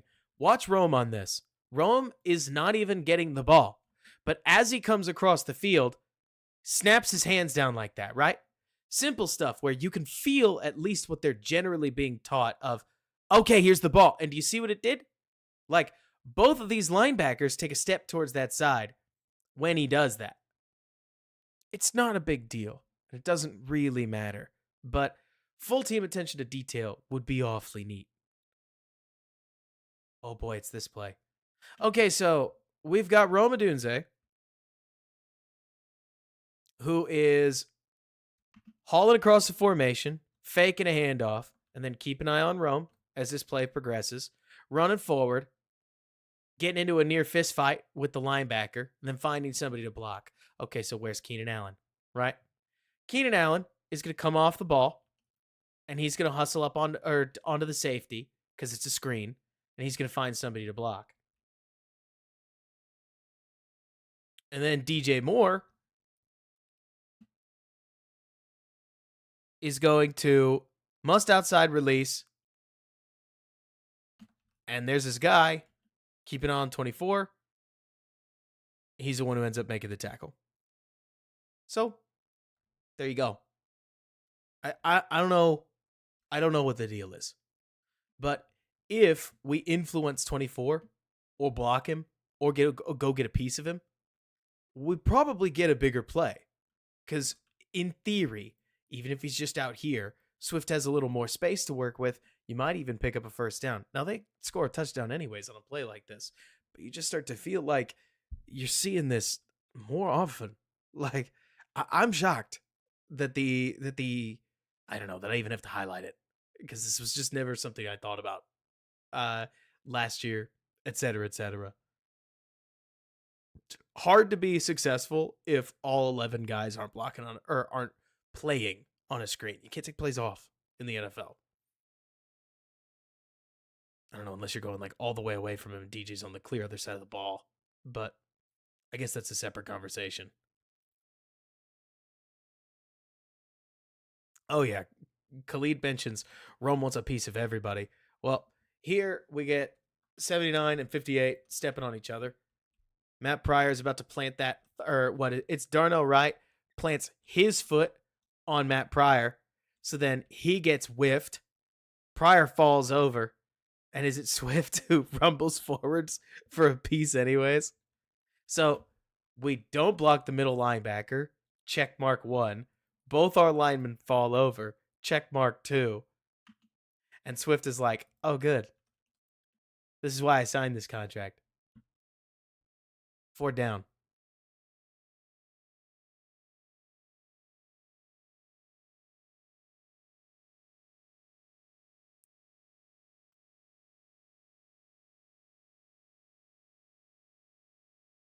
I like the play call. Reminds me a lot of what we've seen with the Lamar Jackson Ravens, where on 4th down, you're just not afraid to call a zone read or something quarterback run related, which I mean, you do it so that you can beat the 53 type. Because you've got a defensive, what is that? A defensive edge that's just, or I think it's a linebacker actually. It's just pieced up on the side of the line. Caleb's got to be an athlete. Nothing wrong with it. Short yardage situation, go get that yard. Bears have been terrible at short yardage situations too. So adding the quarterback dynamic, look, I'm not a huge fan of the quarterback run game. I think it does more damage than it does make an offense healthy in the long term. But when you're strapped on offense, you got to lean on all 11 guys. Like, let me put it this way. The run game I want to run only works when you have an offensive line. The Bears don't have one of those. So you need every player you can get. It's part of why Justin Fields was so helpful in the run game for the Bears last year, is because he and Jaden Daniels and Lamar Jackson and all of the other phenomenal running quarterbacks basically have like a gravity to them when they touch the football. And so if you can get any semblance of that with the quarterback run game with Caleb, it in theory slows down the rushers on pass downs and makes second level defenders and third level defenders honor Caleb a little more and might open up a couple more running lanes. But at least it's theory at that point. Could next week you do the week 12 from Fields rookie to the week 12 of Williams? Back at point, we can. So let's see. For me, at least back in point, maybe it does sound kind of interesting. I'll be honest with you. There is a part of me back in point that's like, I think some people are almost asking me to live in the past. Like Chris Foster, for instance, mentions that he's still looking for the Hall. And maybe it's just me having sort of a face forward attitude, right? But whether Caleb develops or doesn't develop, I personally believe is going to have a lot more to do with how his second year shakes out than whether he's ahead of where Fields was in week 12. I also thought, for what it's worth, back in point, that Fields showed a lot more as a rookie than I thought he did in year 2. Okay, in year 2, for instance, so Chicago Fanatic, for what it's worth, Chris actually owned it just last week, which I thought was fine. Like, Chris Foster mentioned that he was like, no, I love the content. We just disagree on the quarterback. And I was like, hey, there you go. Thank you, Chris. Like, just like, there's that very human element that I was looking for. But anyways, so back to the comparisons thing. It's like Justin had progressed a little, and I think that they're obviously different quarterbacks, but we could definitely take a look at like week 12 to week 12. It's a little different. Justin didn't play for the first couple weeks, whereas Caleb was added week 1. So there are going to be some people that are going to argue it's not the same amount of games, but then Justin didn't play in the back part of the season either. So I don't even think he got I only think he got 12 starts. But anyways, I'm kind of more Michael on your piece where it's like, I just can't do the comparison thing. Like, the team is who the team is. Caleb, we got to throw this ball. For instance, this defender flashes and DJ Moore does not immediately turn around for the football. You need to hit him in the back of the jersey. Because if you wait like this, you get a procedure penalty. Now, maybe the line could be a little more patient. I think that's silly, personally. Like, you got to throw the football. When you catch a screen pass in the NFL, you have to set your feet, you have to throw the football, and if you get jumped on this, that's somebody else's problem. It's not yours, right? I mean, I guess you got to take care of the football always, but you can't be late on these. Tough one, 5 yards.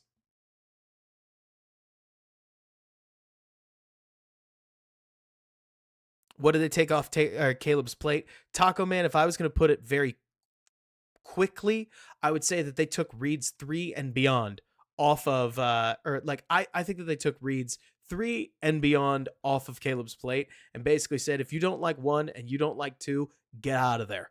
And Caleb generally did that, especially early in the game where he just ran the ball very quickly, which took a lot of steam out of the rush by the back part of the game. Now he's getting kind of obliterated on some of these, but that's just life sometimes. So Bears run a combination that I've not really ever understood it. Like why people put so much effort in to throw a one-man out route is always a little beyond me. Maybe it's another one of these Keenan Allen choices, but I don't think it is because Keenan's footwork isn't the same. It's just a quick completion. But like, sheesh, why are we throwing it so far for 5 yards? It's just not. If I got to call an offense, it's just not what I would like to do. Right? It's so much effort.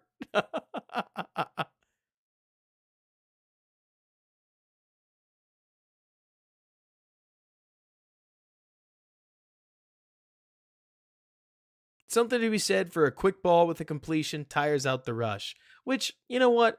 There is something to that. Also, kudos to Braxton Jones. I actually really like this angle of it. Look at this, where Braxton keeps his eye on the interior, still snaps his eyes out, but he's got his feet in the right spot, pushes him outside of the left edge. It's just one pass rep, but we don't talk about the line enough because we're always talking about the skill players. Is this the offsides call? It is.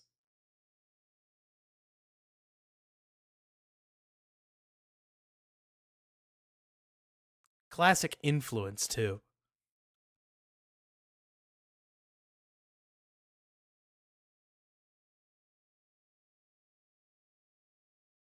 For what it's worth, James, I do think that I do think that that they did have a plan with Waldron when they dropped back, but I don't think it was comprehensive enough, right? Like, I know that's obviously simplistic, James, but the Bears wanted to go, like, the Bears would call plays where they basically wanted to go like, I don't know, let's draw up a drive concept where they wanted to go 1 to 2 to like 3 to maybe 4, and then the running back would hit the flat and he'd be 5. And it was so many, and Caleb's just not click, click, click, click, click, click, click, click, click, click, click, click, click, if you ask me. Like, for instance, just talking through it, there are a lot of these guys that stay in college for an awfully long time. I think Purdy's a decent example of this, and a bunch of other veterans that you've seen. Stafford's really good at this, that he can go glance, read, glance, read, glance, read, glance, read, and get the ball somewhere. I didn't think Purdy did it as a rookie, much more in his second and third year. When I watched Purdy as a rookie, a lot of the times he'd look downfield, not know what he was looking at, and dump the ball off to C-Mac. And I've talked about that, and I've got the film to prove it. But in this case, Waldron seemed to act like Caleb Williams could step in and be Geno Smith, right? And Caleb is not Geno Smith, nor would I have thought he was going to be. Geno's playing really good ball. But so then the Packers get the procedure penalty or jumping off sides, 2nd and 10, Bears go toss crack, and who baby? This is just like a celebration of football, isn't it? Like Braxton Jones hits the block of his life. And hey, can I point something out to you? Check this out, okay? So Braxton Jones hits the pancake. Keep an eye on number 70, okay? Keep an eye on 70 briefly. Look at how quick the guy gets down the field. Like, you want to talk about an offensive lineman on the move? Braxton keeps just about pace. He's the only one who joins him in the end zone immediately, which I thought was pretty rad. Watching it out, I was like, okay, get there, Braxton. Like, go, big dog. But so let's see. Braxton played like I like to think he can. That's awesome. I love that, Sir Lord. Yeah, this is the Braxton run blocker we wanted. And look at Rome getting a piece too. Like, I have loved what I'm seeing with Rome Odunze as a route runner. This game, he came out with something to prove as a blocker. That's a good block too. And Keenan goes out and gets a piece. Like, you can't say Keenan is unwilling to make a block. Here, Keenan throws that whole 30-year-old shoulder into 24, and Swift takes advantage. And I gotta be honest, I did not see this, right? Like, I didn't see this when I was watching the game, that Swift puts a filthy move on Like, hey, we don't all have to like the signing. I'm pretty ambivalent on it, but that is, oh, that's murdering a man in the open field. Like, I mean, Swift comes out and immediately recognizes one-on-one, right? Like, you can even tell with the high step. Like, he goes high step into a stutter. Yikes. No chance. Picks up 20 extra yards in the score. Honest to goodness, Caleb's made some great plays. I think Swift has the 2 best offensive plays of the season. Can you argue with me? Right?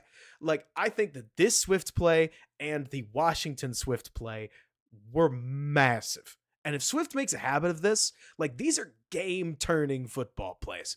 The Washington play, he broke 3 tackles en route to a touchdown that was basically the spark for whatever the Bears offense was able to muster. And then in this play, it would have been a sweet gain if he goes down at the 25, but turning it into a score and making sure that an inconsistent offense gets a touchdown in this situation, I mean, that's a huge play. It's a 4-point play, basically. I don't know how EPA would chart it. I don't know how run yards over expectation would charge it, but like, that's pretty good. James, you mentioned what, would it have been worth it dishing out more money to get Saquon instead of Swift? I don't know. To be honest with you, I didn't think Saquon still had much in the tank, and I don't know if he does, right? Because the worst part, to be honest with you, James, about when you start to think that a player is running out of gas is that if he doesn't run out of gas this year, I think he's going to run out of gas next year. I've been thinking Khalil Mack is about to run out of gas for 3 years, if you follow my drift, because when you think the guy's just running out of it, you just don't think he's going to do it again next year, right? But that all comes down to what you think of the player.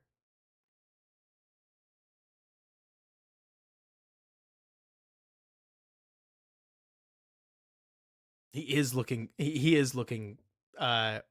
electric. Then we get to this play. We've seen it already. Who's wrong? You tell me. I don't know. If we're throwing the corner, then this throws right on line. But if we're throwing the flat, we miss it really badly. You make the call.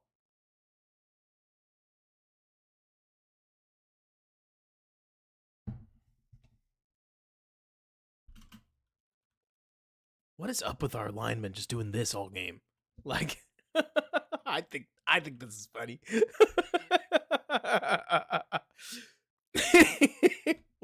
Why is this every game? It's every game. I sit here and I'm like, everybody just bumbles. Like, you'd swear that these guys are just like trying to hit the ground, right? No worries, back. And I get you and I appreciate it. But Yeah, all that to say that, like, to use an example, back in Kyler Murray as a rookie, would he have looked better than Fields looked as a rookie? Probably, because at least there were some passing yards there. But I remember watching some Kyler rookie tape, and he had blurry vision too. A lot of rookies do. He's just, in my opinion, still to this day, one of the most underrated athletes in the NFL and one of the best. And so when Kyler Murray wants to get after it, he's just going to do it, right? And so when I look at the very least, like Fields to Murray, it's like, well, what would you have gotten by comparing the two? You would have seen that Fields plays pretty slowly, right? And I know where I load it into Premiere Pro and just do that. Then I use Epic Pen to draw with it. But so it's funny comparing the two, but to be honest with you, I don't think that watching rookie Burrow would have made you think that Burrow was going to be the guy that you currently see him as right now. I don't. I think that rookie Burrow looked like somebody who could get the ball out, but if memory serves, he was averaging like 5 yards an attempt, right? And so it's not to say that in my opinion, I think it's always the next step that shows you the most. You watch rookie Goff, he looked completely lost, right? You watched second year Goff and you said, okay, you put this kid in an offense where he doesn't have to do the majority of the thinking post snap, and he throws for 4,800 yards and goes to a Super Bowl. So I know that I know that obviously that comparison does a lot, but it's the way these guys move forward that defines them, not who they are as a rookie. I'll ask you this. Let me see. Let me remember the name. Sorry about it. Back in point. Let me ask you this. What do you think you stood to gain by comparing Andrew Luck to RG3 as rookies? I am a Baylor grad. You better believe I watched every snap that RG3 took in Washington. What did it help with, right? And I personally think that it's always going to be about how you move forward. And I don't like being patient either. If I got to just today sit down and watch 3 straight games of 2027 Caleb Williams, you think I wouldn't? I would love to, right? But we don't get to do that. We're just following this a game at a time. So not to sound like a 30-year-old, which I intend to mean an older person, fortunately, we just got to take in the film, come to our conclusion, sit back, and wait for the next game. So first of all, Chris, unfortunately, the Bears have a solid 0 chance of picking up the best left tackle in the draft. They're not going to do it because the best left tackle in the draft is going to get drafted much higher than the Bears could possibly reach up. Also, I tend to think that they're going to probably go with defensive end. I don't know which defensive end they're going to roll with, but it is my guess that they're probably going to roll with a defensive lineman within this draft because you probably need one or the other. And as long as Wright and Braxton come out of this season playable, won't surprise me if the Bears opt for the other position that you can't just replace in free agency. But let's see. John, it'd be sick. It'd be sick if they had Ashton Jeanty. But like you're saying, Rex, I tend to think that they'll then double dip on offensive line. I think it'll be the meme draft, to be honest. Like, I think that you've got a very decent shot at getting D-line, O-line, O-line with your first and both second rounders. But who knows? Maybe they go D-line, O-line, D-line, and everybody goes, we fired Flus for this, and then throw their headphones. I would actually laugh really hard. I'm going to be honest. Like, it'd be sort of a sick laughter, but imagine they hire they hire Ben Johnson only to go D-line, O-line, D-line, and all the Jonathan Wood types just go and just like punch their TVs. And they're like, I thought we were drafting offense. I don't know. I think it'd be funny. D-line, O-line, corner. Oh boy.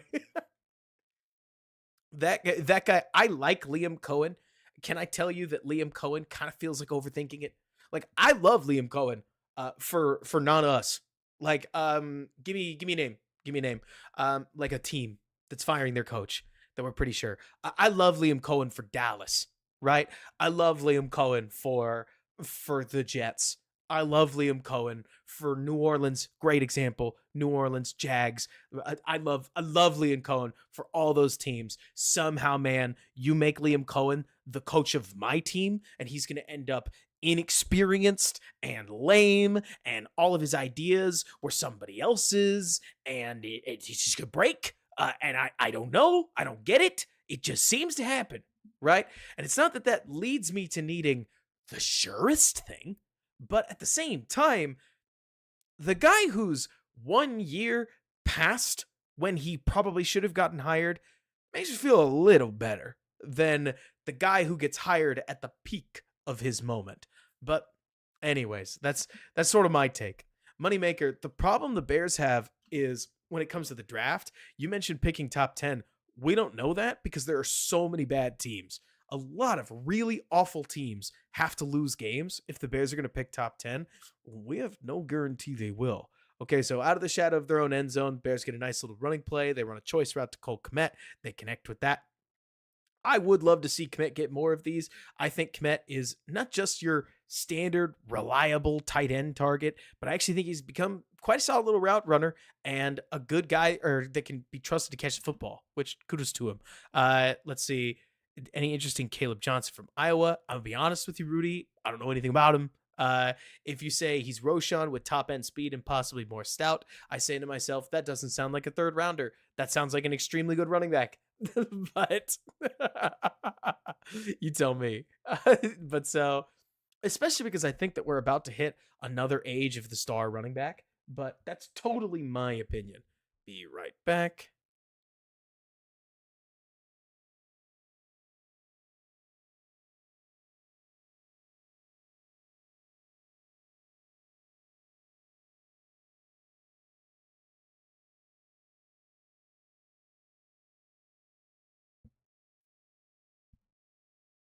Who's Malachi? I'm being honest. Because you're gonna have to help me with some of the draft stuff because I haven't paid any attention to it this year. Generally, if I get into draft prep at all, I get into draft prep starting in like December.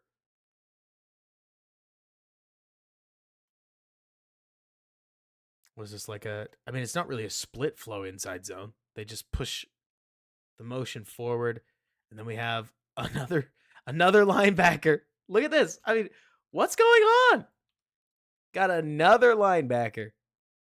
Fill in the hole, unblocked. He kind of gets blocked on accident in that setting. All right. So, anyways,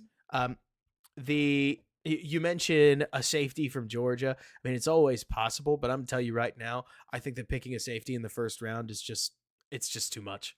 Like, in my opinion, I say this loving defensive back, right? I do that, but I don't think that you need a first rounder at safety. I think that safety is very similar to running back, that you want a guy with a specific skill set that does what your defense needs, and that you can find a lot of great ones in the third, fourth, fifth, sixth round. I do think that it's a very schematic position. And so if you spend a first rounder on something like a safety, look, it's not that I think you're lighting draft capital on fire. It's just that if he busts, it hurts that much more. So one other thing I do want to talk about, because I think it's worth mentioning, is that, and Demo, you mentioned even if you could get a Brian Branch, was not a first rounder. Brian Branch was a second rounder. So at least if you're going to go get the best nickel in football, draft him around pick 40. And if you draft him at 40, you hope he's the best nickel in football. I like Kyler Gordon. This game is not kind to Kyler Gordon. So there's a think what you will piece to it where it's like, it's tough out there. And if you get drafted like Kyler did in the top 40 picks, you're hoping for somebody who's excellent. And Kyler is a lot of fun. He's really good at from the line of scrimmage on, but he can leave enough desired in coverage, especially against teams like the Packers, that it's like, what a shame. But anyways, so one other thing that I wanted to mention, because somebody mentioned Anwar. You mentioned, respectfully, we can't continue building outside in. Here's one problem, okay? The Bears' offensive line is unplayable, right? There is nobody who's going to win in football with an unplayable offensive line. We are on the same page there, Anwar. The problem is the Bears' offensive line is not supposed to be this bad, right? They have a first rounder. They should have a second rounder. They've got an overperforming fifth, so I'm going to call him a little fifth plus because this happens on almost every line. Like somebody steps up and plays good ball on almost every line in football. They have a decent vet, and then they obviously have a massive L at left guard. So they have one hole, right? There are lines that work with less and deliver so much more. I think that sometimes it's easy for us to think that because the Bears seem to be able to screw up anything, like anything, no matter how much they give the offensive line, it gives us the picture that the Bears have built unacceptably. And Chris, you mentioned we had the worst right guard and center in the NFL. I don't think, first of all, I still don't think that the Bears have the worst center. I'm telling you, Chris, I know it feels that way. I know it feels that way. But it would shock you how bad some centers are in the National Football League. And I know you did. But Chris, you tend to. So, Chris, you follow the golden rule of most Chicago sports, right? Which is pick the team to be bad and look correct. Chicago Tribune's been doing it for as long as I've ever read that newspaper. And it sometimes gets hard to tell when you're, or not you in particular, Chris, but to talk about the Tribune, when you're really never positive about anything, then it's hard to tell whether you're correct or just sticking to what's worked. And so it's no, I hear you, Chris. But so Anwar, let's see, what do I think is the conduit of the problems we're seeing on offensive line? You mentioned inexperience or talent. I would honestly tell you that scheme is a big part of it. Like offensive line, if you think about it this way, Anwar, offensive line is a unit position.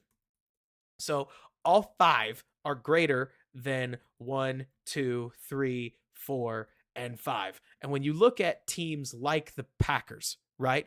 They've got similar talent as the Bears do, but they get way, way more out of their 5 than the Bears do out of their individuals, who I actually think play quite a bit worse than the sum of the parts, right? Which to me is the job of the scheme.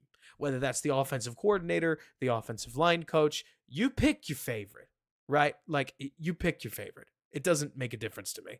And back in point, I'm less fighting for Shelton. Like you mentioned, bottom third, not the worst, but replaceable. Exactly. Like I'm not fighting for him, but I'm more saying that it is a little stunning how bad most centers are in these cases.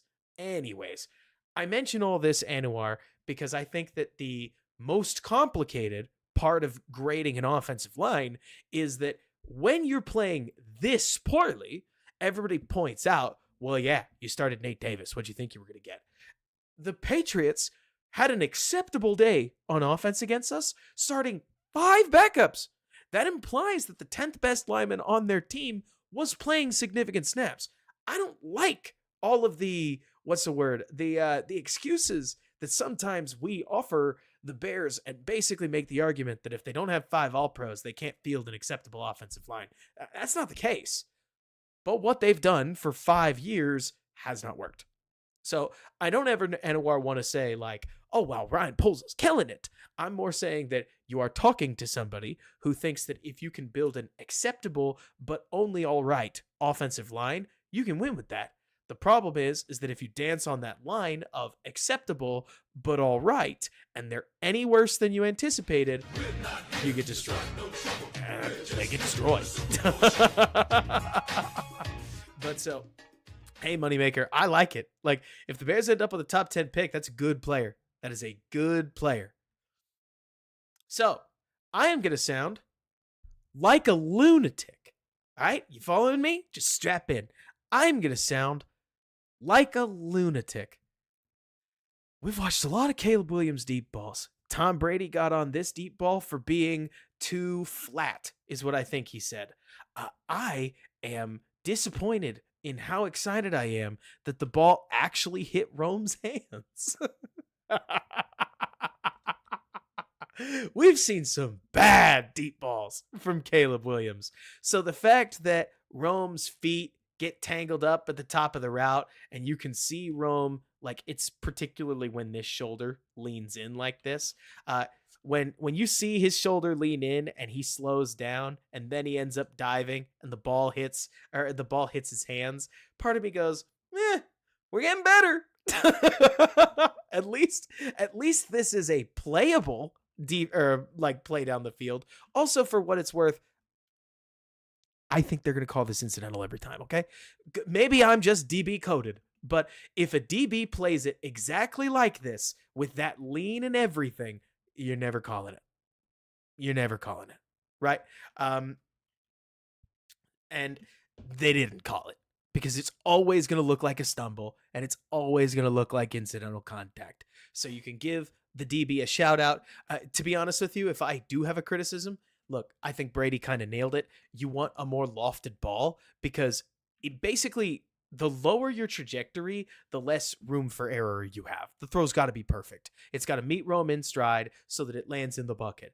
If you throw it with a higher trajectory, you can make it a jump ball one way or another and float it a little and give the guy the ability to and give your receiver the ability to make a play on it, right? And Taco, I agree with you. Hands are all over him. I am a fan of physical DB play, so I'm always going to let it go. Like, at least in my opinion, when I'm looking at this kind of thing, Taco, man, like, if he was in a Bears jersey and he did that, I'd say good defense. They didn't call it, and you stopped a deep completion. So I think he gets a good defense point here. I think Caleb can make life a little easier with a loftier ball, but I'm just excited it's in the area code. Like Rex Smith says, he says, "Hey, I'll take improvement." And I'm sitting here like, yeah, I mean, it hits a hand. That's so much. Y'all, we have seen some deep balls land out here, up here, over here, over here. So yeah, the fact that it's just a little too far out, I'm like, yeah, sure. This is getting better.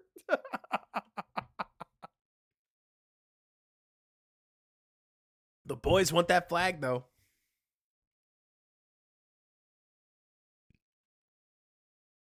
Chris, I have no idea.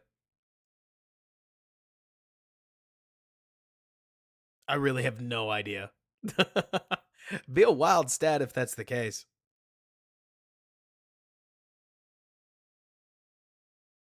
But Donald, just like everything else, like, I'm serious.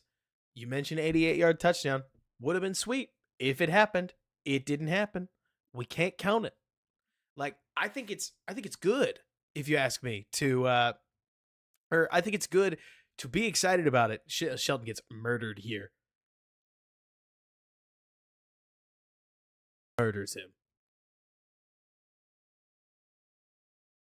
Spectre asks, why does Swift get stuffed up the middle so much? I mean, some of it's luck of the draw, but the Bears' offensive line just does not ever seem like they've got a great handle on how they're trying to block any of this. Like, the double team on this side handles business, but when we're in the lane like this, there's not a lot of places to go. And once again, we're staring down an unblocked middle linebacker, baby. Woo! 3rd and 9. You've probably seen this play. Bears give the littlest motion to show some man. Kmet sets a beautiful pick. This is that downfield pick route that makes it to where, so sometimes teams will banjo this, right? Where they'll have these guys basically play sides. So if Kmet and Keenan switch sides at any point, then this guy will drive out and 24 will drive on the inside, right? Kmet just runs straight down the pipe. Creates some separation for Keenan. I don't think the throw is perfect, but at least Caleb's making it with a man in his face as he looks down what seems to be a relatively free rusher. But hey, you got to get the ball to your guy, and he does. Receivers make adjustments every week. Doesn't bother me. Now, we are getting a little jumpy with our footwork. This is something that I would just like to see, to be honest, or like to see change. If you watch Caleb's footwork, There's a little bit of pocket jumpiness that we're clearly working through. Braxton Jones is giving up ground. And look, I don't want to say it clearly bothers us because we do get the throw off and we don't do the like swirl around in the pocket and hope to God that it works out for us. We stay tough, but you could tell, you could feel that rookie nervousness with his feet underneath him, can't you? Pop, pop, pop. Let the pass off. Little on the inside, but on target and a first down.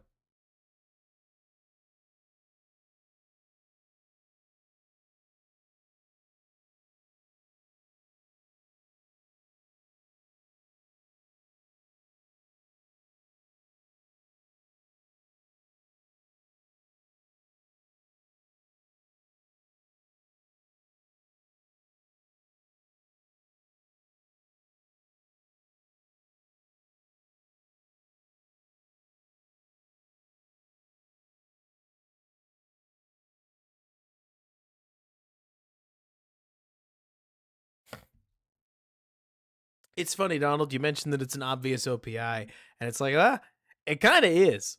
It's just an obvious OPI that never gets called. It's like what you mentioned about the Packers and holding. You're just never gonna call it.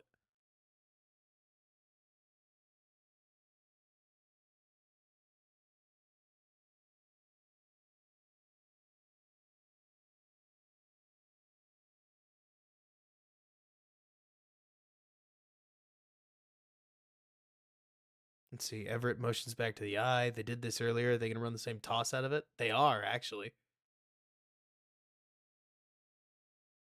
Swift is shocked he didn't get binned for a false start. I do feel like Swift looks like he's motioning. Like I see a lot of running backs do this little short motion off the snap, and technically you're allowed to motion at the snap, but it's hilarious that that didn't get called.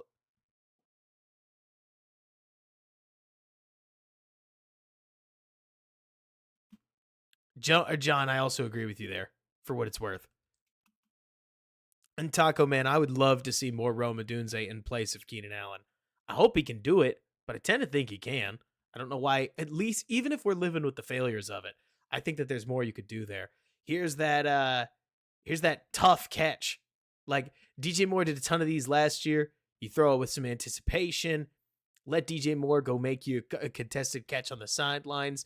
Nice little rhythm pass. I'd actually love to see Caleb place this thing a little further on the outside shoulder of DJ Moore, but you take a catch where you get a catch.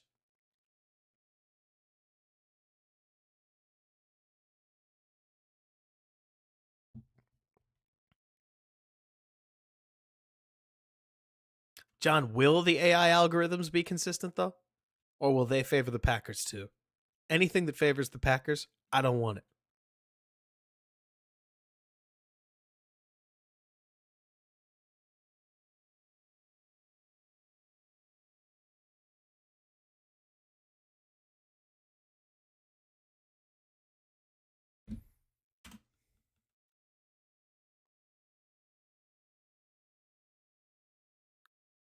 Let's see. So here we get a nice little screen pass. I actually don't think it's blocked poorly. It may look like it. If this is an RSO, it's probably not the right call. Like, I think these guys so tight to the line like this. The Bears have gotten a couple of these where somebody darts and all you got to do is get the guy around the right hand side, which makes it kind of funny that this one works so poorly. But at least I get something. Moneymaker. It's funny you're called Moneymaker. You want to take a guess why Keenan gets targeted so much? Money. Also, for what it's worth, not just money, but I do think Keenan went out of his way to develop the tightest relationship with Caleb Williams. But that's somewhere between probably the truth and as much hearsay as you want it to be. They roomed together when they were studying the playbook. Caleb probably feels like he can trust Keenan the most. Ball off the hands. Probably thrown with somewhere between too much velocity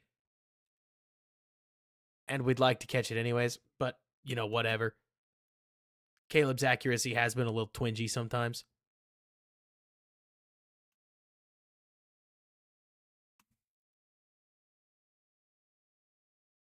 Not tipped.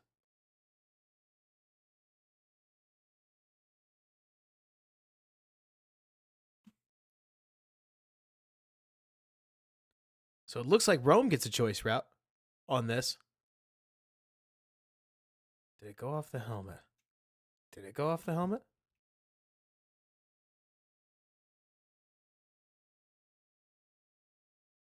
I don't think so.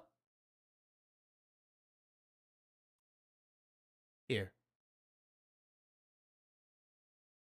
He should tell us.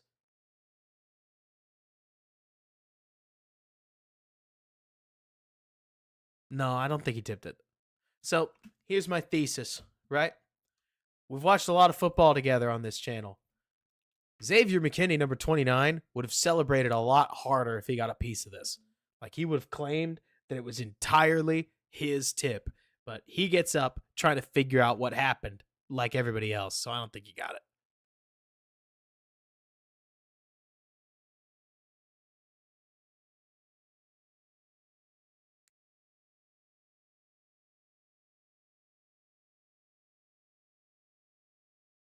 Rum does a nice job here.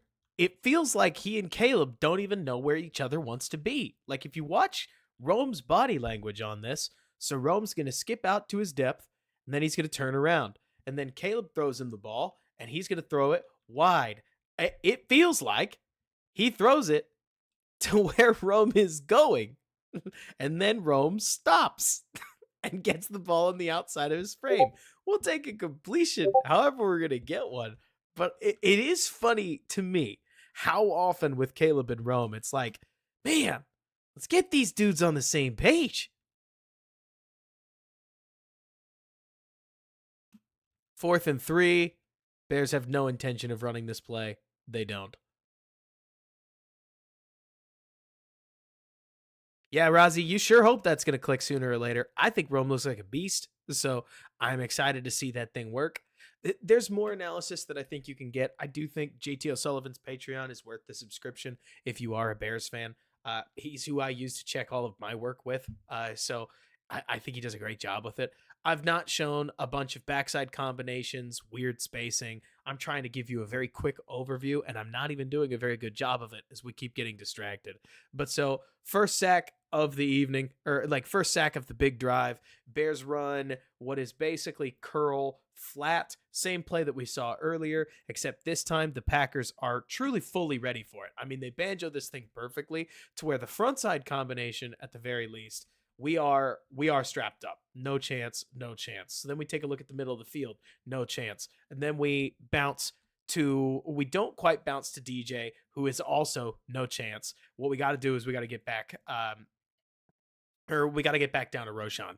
But this is, in my opinion, where Caleb Williams and a lot of veterans are very different, because veterans may go 1, 2, 3, 4, 5. Caleb isn't there yet. And I think that's okay because he's a rookie. And I think rookies are awful. But not everybody's going to think that. And if you want to think differently, go off. Like, it really does not bother me. But the 1-yard sack doesn't break my heart either.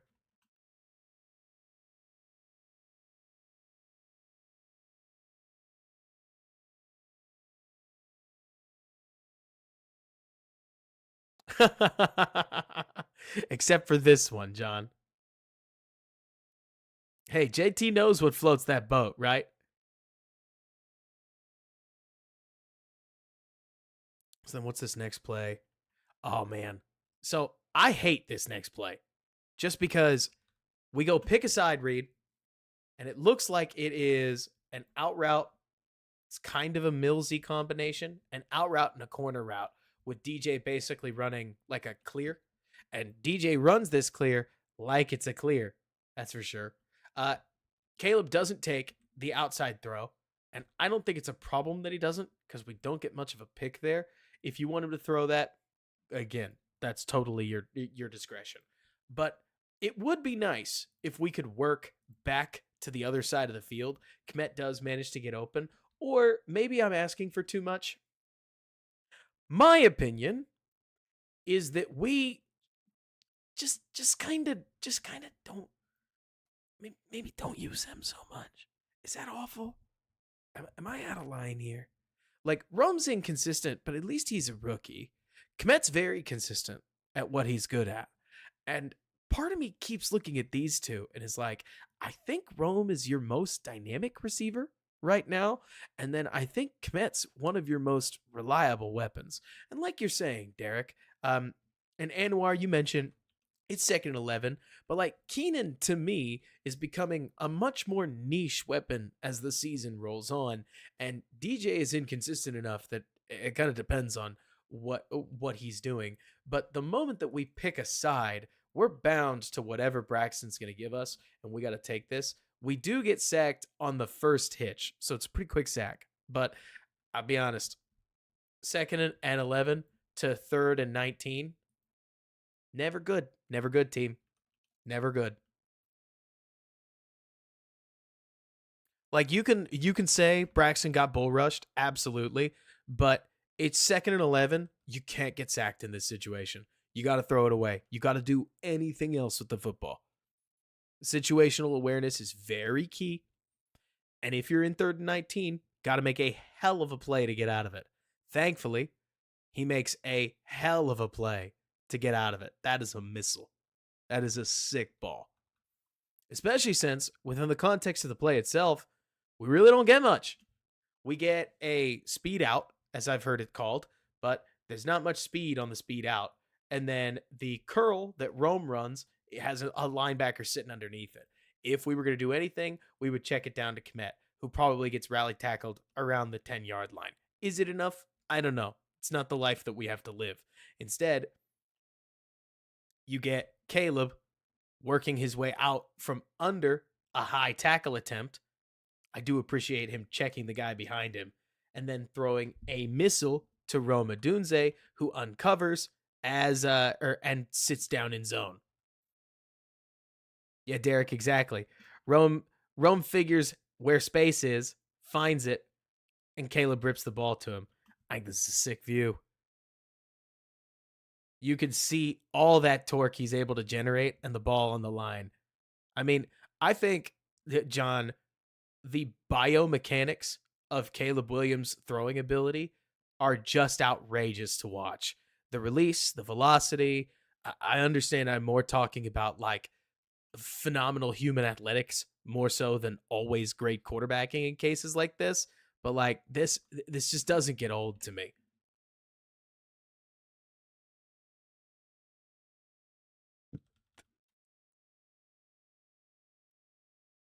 Sets up 4th and 3, and the Bears go buddy ball. Caleb's not looking anywhere else.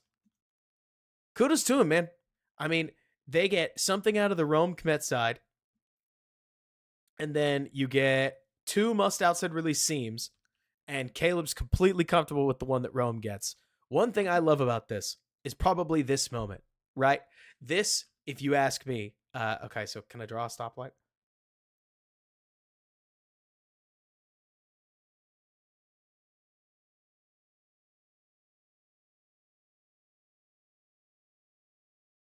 Both of them go green light simultaneously, which I think is great.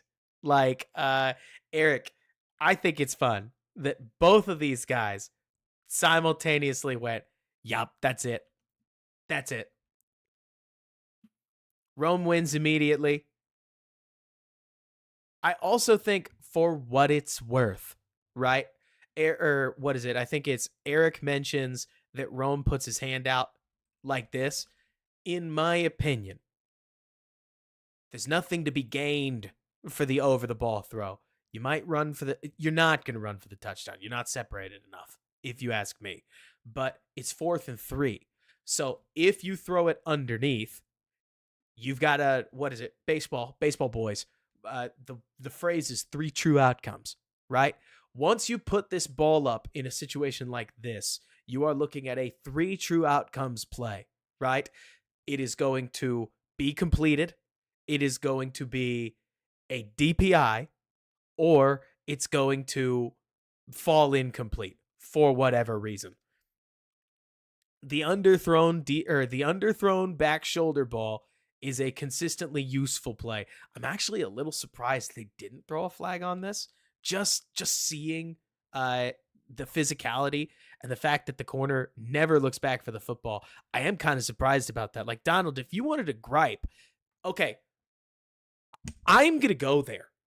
I don't have the film pulled, but the hair on the back of my neck just raised up. You want to know what I see when I look at this? I see the catch that everybody told me was impossible that Chase Claypool didn't make in Miami. Like, when I tell you that if a receiver wants it badly enough, they will figure it out. This is what I'm talking about. Like, Rome does a great job. If you look at him, he is perfectly late to this ball. Just gets himself in body position, exposes his hands last minute, pulls that thing down just like he's supposed to with the DB armbarring him. Like, I don't think we're going to get a better look than this, which is part of why I keep staying at the wide angle. There's a hand in there. You know there is, because the guy stays attached to him, right? And he makes the catch anyways.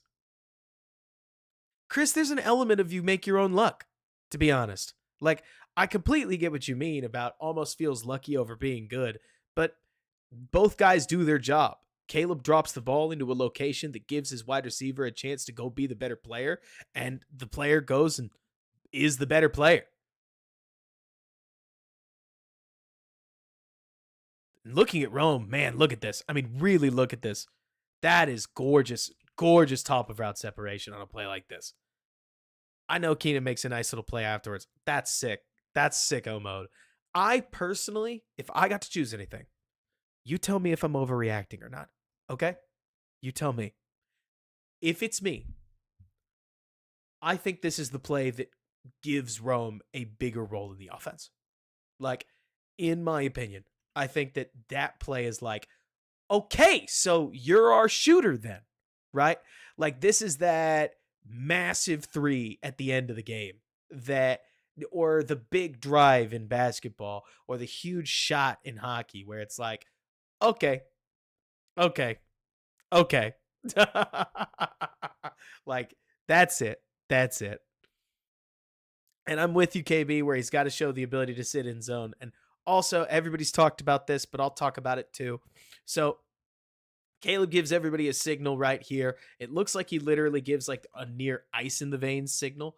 But so you go, or like he gets up here, he's calling, and as he adjusts Kmet over here and Roshan from here to here, he's clearly pulling in a max protect. Caleb feels the blitz coming, and then on this next play, it's blocked up. So we get to max protect, we pick on it on a blitz. This is how you win football games. And we get the nice anticipatory throw. Like, we're throwing now. Raise up and throw it. Ball's on Keenan Allen. Mental work done. Nice completion. Puts the Bears in position to win a football game. Does it sink on us? Yes. Is the accuracy perfect? I really am almost wondering if it's ever going to be. Like, and that's okay, okay? Like, you don't have to be perfectly accurate if you're really good mentally. Though I do think as he gains more confidence and rhythm in just experience in the NFL, you would hope that his accuracy settles out a little bit. And yeah, Taco Man points out that Rome was open for the touchdown. So here's my thing, right? Everything's always going to be a matter of how they teach what.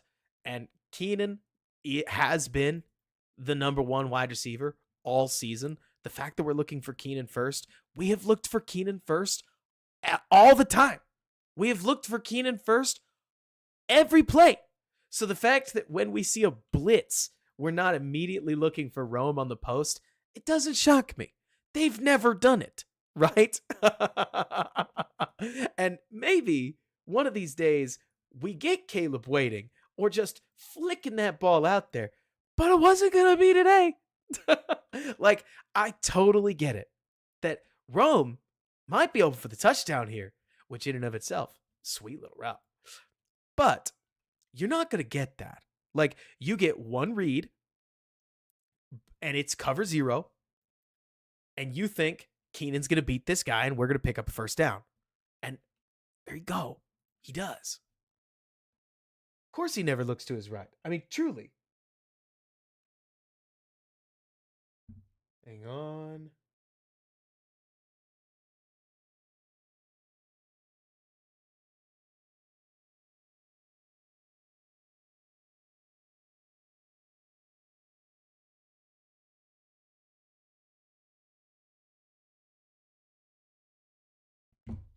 But it's a good blitz check. They get a piece of him. Boom. Yeah. I got you. No stops. Let me check some work stuff real fast.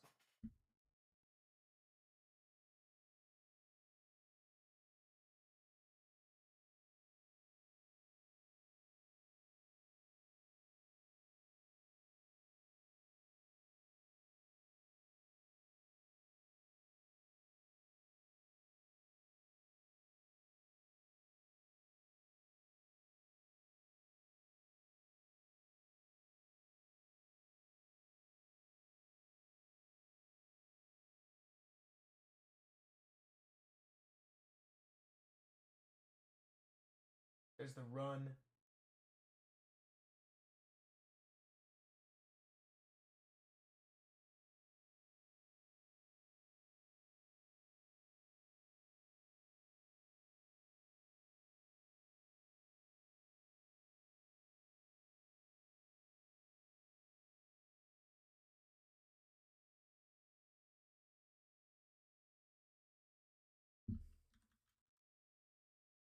Oh, is this the run play? Plus, we have Tyler Scott is hilarious. So Michael mentions the right choice. I, Here's what's funny about football, in my opinion, Michael. There are a lot of right choices and a lot of wrong choices. Look, in my opinion, here, I'll play some defensive tape behind me. Uh, it is my opinion that sometimes we overanalyze the optimal play. You're either making a good play or a bad play most of the time. Of course, there's a best play and something you can learn from, but there's always the opportunity to go back to the bench most of the time after you've made a good play and figure it out and put it together. So long as you're not boxing yourself into tendencies, because then at that point you might drift into really dangerous territory where you're somebody who can be shut into a box and exploited. It is what it is. But so when it comes to a late game play like that, I tend to think that Caleb and the rest of the Bears were all thinking we need about 10 more yards. Sure, it'd be great to look at the end zone, but the offense isn't successful enough to dream dreams of the end zone. You're trying to get 10 more yards. And so Keenan Allen on that exact kind of outlet safety valve route against a blitz, not shocking at all. And I think the kind of play that most quarterbacks would expect to make in a situation like that. And it's if you've hit like 5 or 6 of those and you or Caleb and Rome are like 3 years into their career that you might see that Burrow Chase like connection where he attacks deep downfield against a cover zero look because they're like we've seen a billion of these and we're gonna hit it like yeah, exactly, Alexander. But so no, we're not doing the whole thing. I definitely don't have time to do all the defense. I don't. Um, but we can watch just the littlest bit. I mean, we're probably going to stop here pretty soon. I would love to do more, but I got work I got to catch up on, unfortunately, and I do still need to sleep. So, is what it is. But so, yeah, Jordan, I'm really interested to see this Vikings game. Like, I really am. If Brown and the Bears have some answers for the Vikings, that'll be enough for me because I don't really expect this Bears defense to be particularly spicy. Look at this. There it is. That's it. That's it, everybody. 2 minutes of Bears defense tape. Defense played great. But nah, Chris, unfortunately, I don't actually have the let me see.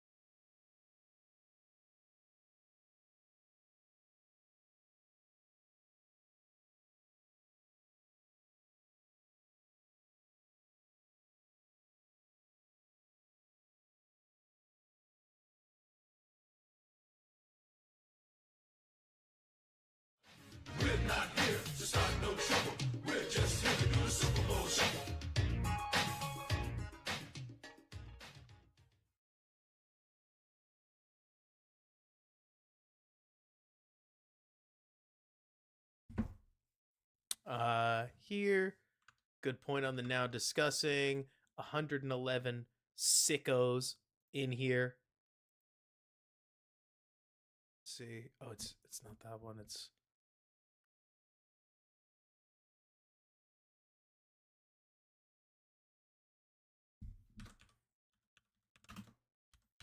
we're keeping the sad face.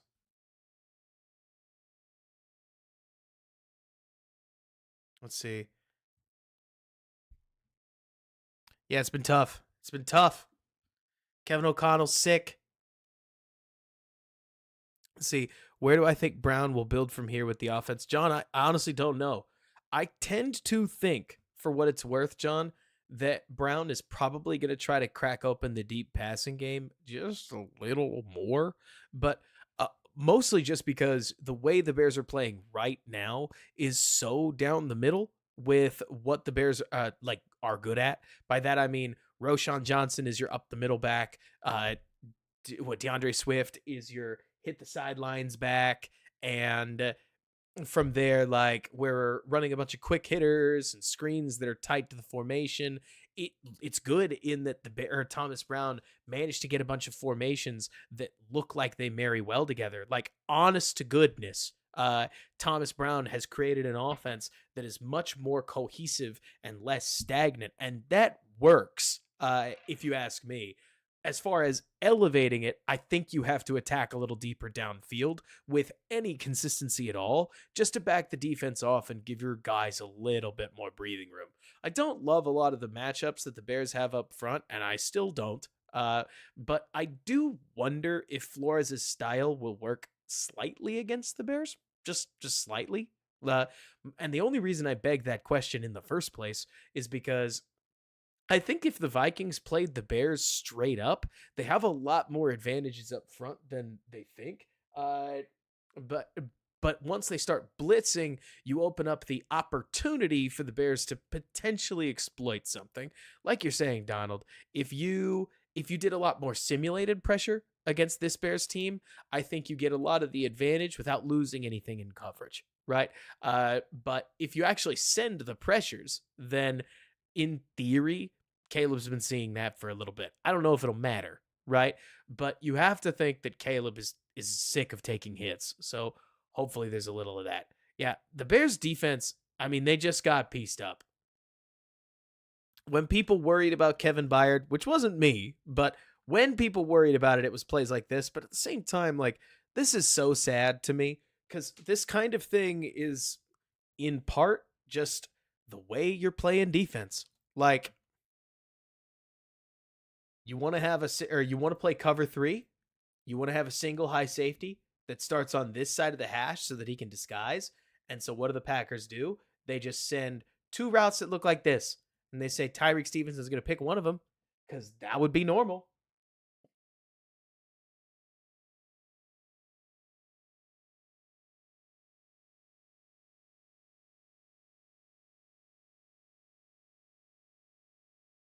And once he picks, we pick the other one. And Love just stands, waits, rips. Wide open.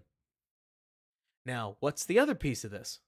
Well, the Bears are basically fielding, look, I don't want to say one pass rusher. It's a little intense, don't you think? But kudos to the Packers. 1, 2, 3, 4, 5, 6, 7. These boys aren't afraid to max protect. They're like, yeah, it's an Eberflus zone. We'll be all right. And they're right. I think this is what frustrates me the most about Matt Eberflus. Like, I feel like I keep hearing about how good his defenses are. And sure, they've performed really well. But goodness, they go up against good defensive or good offensive coordinators. And sometimes it's just like they get split in half. Maybe it's that the bad ones stick with me more than the good ones do. I'll be honest with you. That could definitely be part of the problem here. But I feel like this happens more often than I want it to, where they go up against good offensive coordinator and the defense gets split open. they get split open in this game.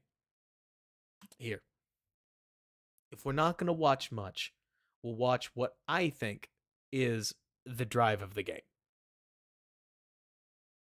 So the Bears get the stop on 4th and 6. It looks like this. Let's see the play. Oh, yeah, there's just nothing there.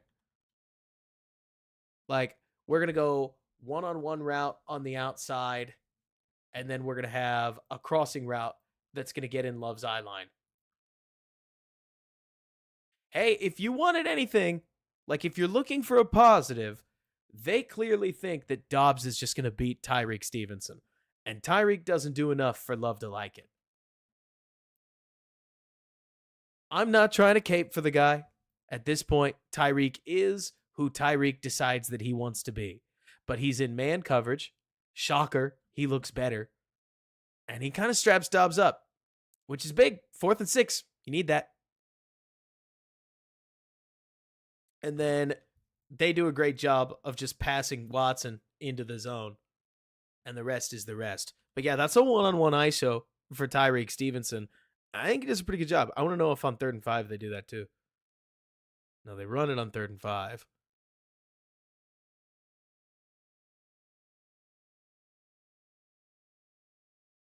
I'm watching football backwards.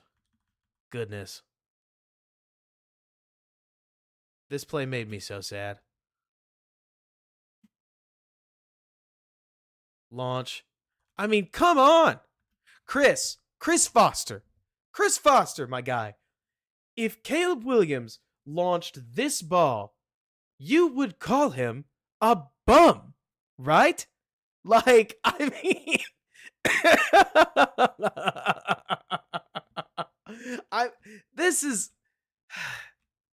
I guess, props in theory to the guts on it, but it is shocking that this ball falls complete. This is not open. This has to be a pick. This is just letting me pile on Elijah Hicks, isn't it?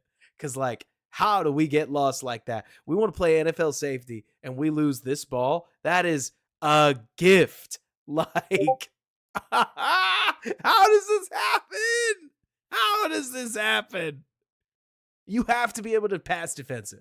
That's where I'm at, Donald. It's like you have to be able to cover that. Whether you pick it, separate question. But you have to be able to at least defend that if you want to play NFL safety. And goodness, how do you let that happen? Shameful, even.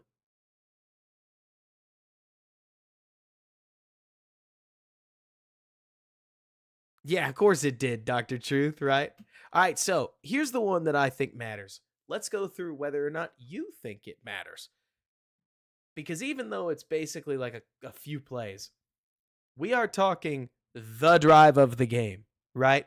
Do we want our rookie quarterback and our offense to have to save us? Probably not. So if we don't want them to save us, then we should probably get a stop here. So let's take a look at what happens. Some early trench warfare. Kudos to Javon Dexter for turning the running back. Nothing too sicko here. Chris Williams getting after it, though. 2nd and 6.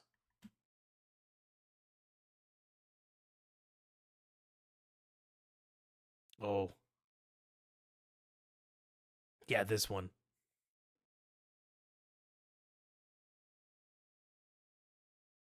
Thank you, Kyler, for the tackle. Let's see. What's the play design? Golly. Okay, in my opinion, that's the thing, Jordan. I appreciate you saying that because I think it's important. There are some people that want Javon Dexter to be better than Jalen Carter, which he is not. But he is a lot better than a lot of 2nd-round pick defensive linemen. And that is something that matters. He's a helpful pass rusher, and he's playable in the he's playable in the middle in run defense. There are a lot of guys. I'm looking at you, Mozzie Smith, that cannot speak to that.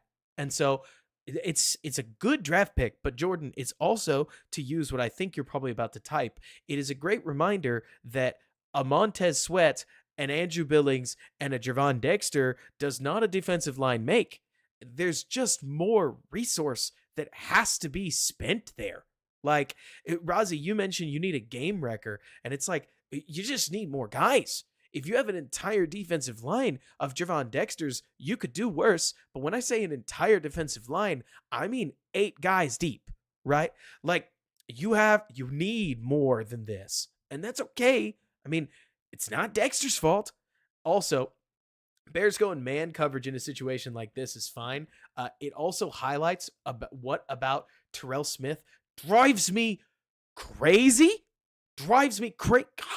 All right, so I'm not a Terrell Smith hater, but you tell me, would you consider this good coverage? Give up ground, free access, release, guy runs across our face. This is almost every play I see Smith involved in. Like, Smith is good at sitting right here and driving down. Smith is good at dropping into a zone and having Jordan Love throw to him. Smith is a solid player and a good backup. But when he's got to drop and corner with anybody, I see this all the time. Like, that is yards of separation. And then on the other hand of it, Jalen Johnson just gets beat on press man by a guy who, in my opinion, is just a nightmare matchup for Jalen Johnson. In my opinion, when I look at Jalen Johnson, Jalen is a great corner. And Donald, you mentioned he trips. I agree, but let's point this out. Jalen Johnson is a physical corner with better feet than he should, but not necessarily good, right? Watson is a physical receiver, at least in theory, that is outright fast. This is the kind of guy that Jalen Johnson has always struggled locking down he's always struggled locking these guys down, especially whenever Jalen has to track all the way across the field.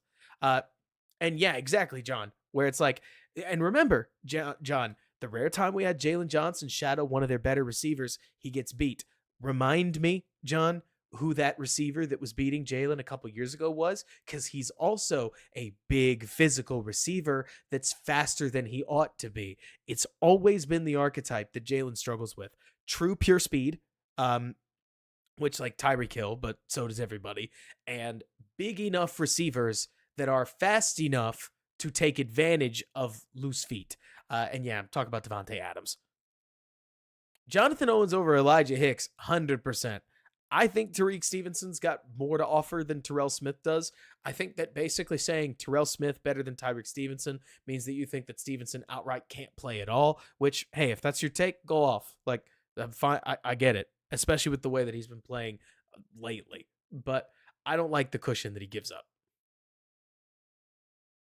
Donald, I don't think that there's evidence to overturn it. I completely get what you mean. The ball moves an awful lot. We're not going to get a good look here. But there just wasn't a decent camera angle that said something, or that said that you could overturn it when the call on the field was a catch.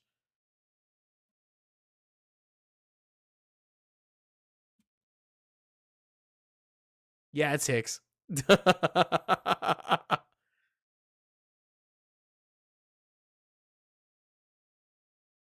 Man, if it was Caleb, kudos to the guy. Javon Dexter's getting pressure, working his way. Man. Okay, that's a pretty solid pass rush. And that's a pretty tough throw. With anticipation. Look at that. Man, Love can pipe it. Like, under duress. Flick that thing out there. Woohoo, that's pretty good. Sometimes if you sit back and you just love football, the Packers can be awfully fun to watch. That's a good pass rush. But I tend to be with you, Eric. I think if he doesn't trip, that Love can still, or not Love, that Watson still gets out there for that football. I think the ball is really well placed. Like, I think it's to Love's credit that Watson has a chance on it at all.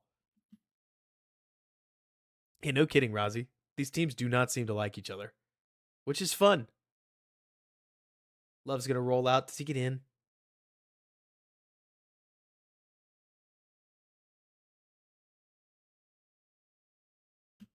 No, not quite.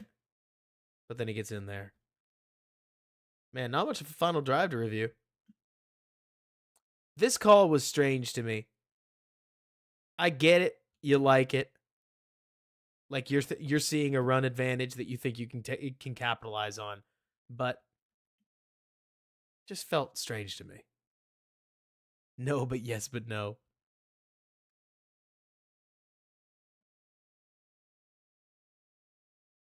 Okay, so I think that's about all that I really want to review.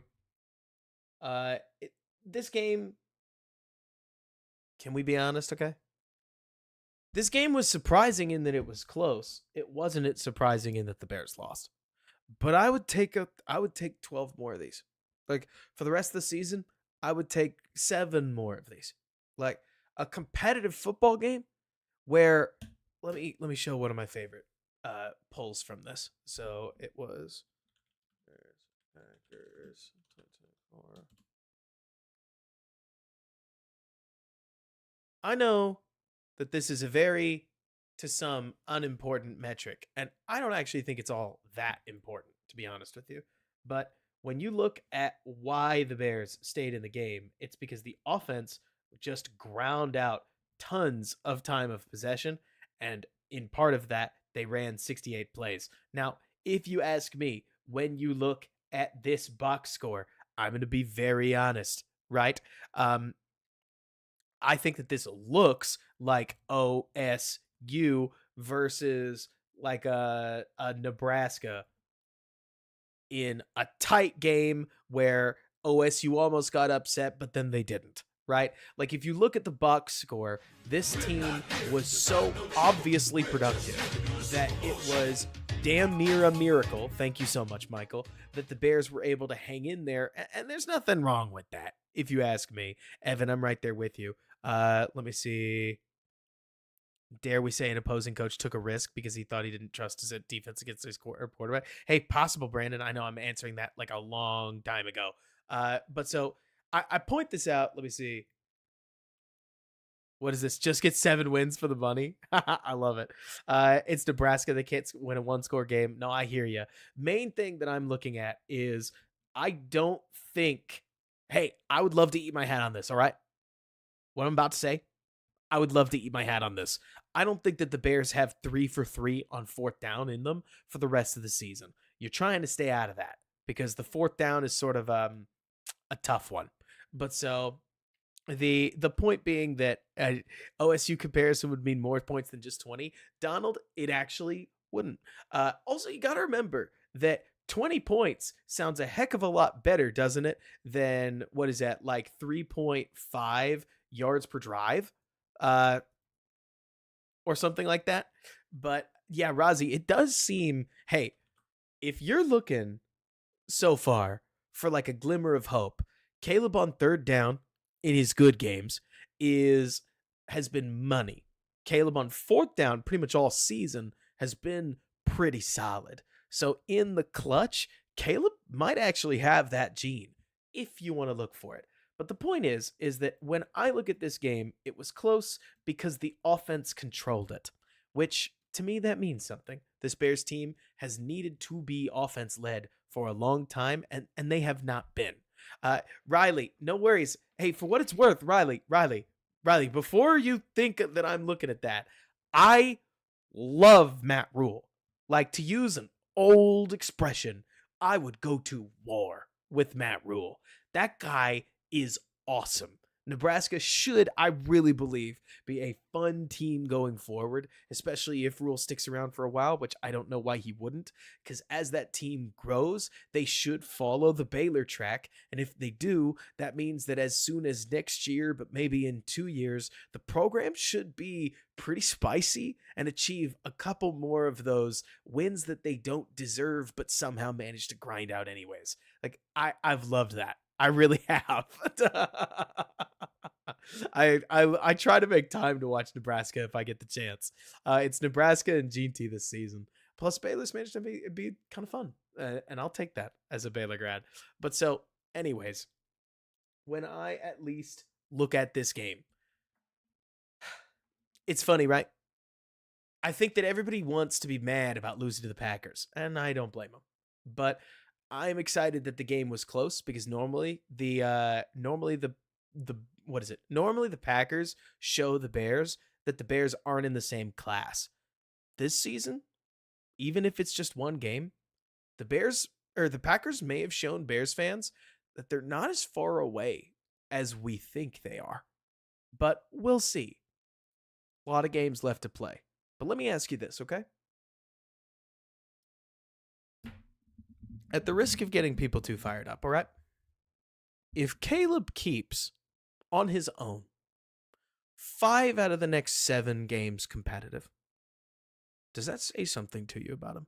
I don't know that he will. I don't know if one player can have that much impact. Sometimes I really don't.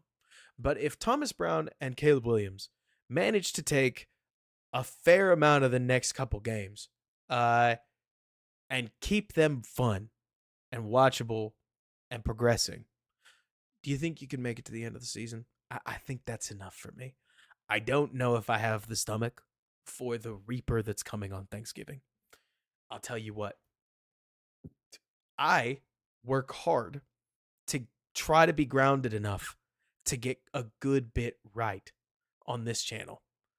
I deeply underestimated the Lions. I deeply underestimated the Lions. This Lions team is a buzzsaw. These guys are cooking. And I hear you, CV, that the Bears give the Lions their absolute best. Man, what a season to prove it, because the Lions keep ripping teams in half. Like, they are crazy.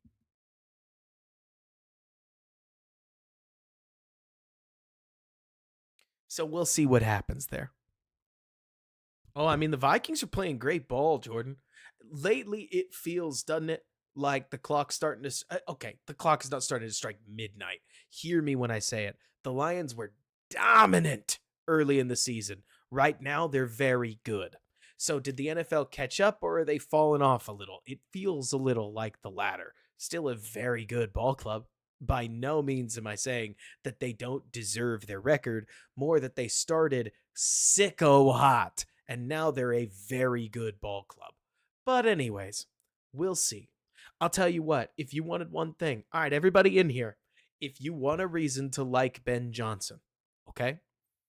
I don't think it's Campbell that is placing the priority on offensive line. I think it's the offensive coordinator.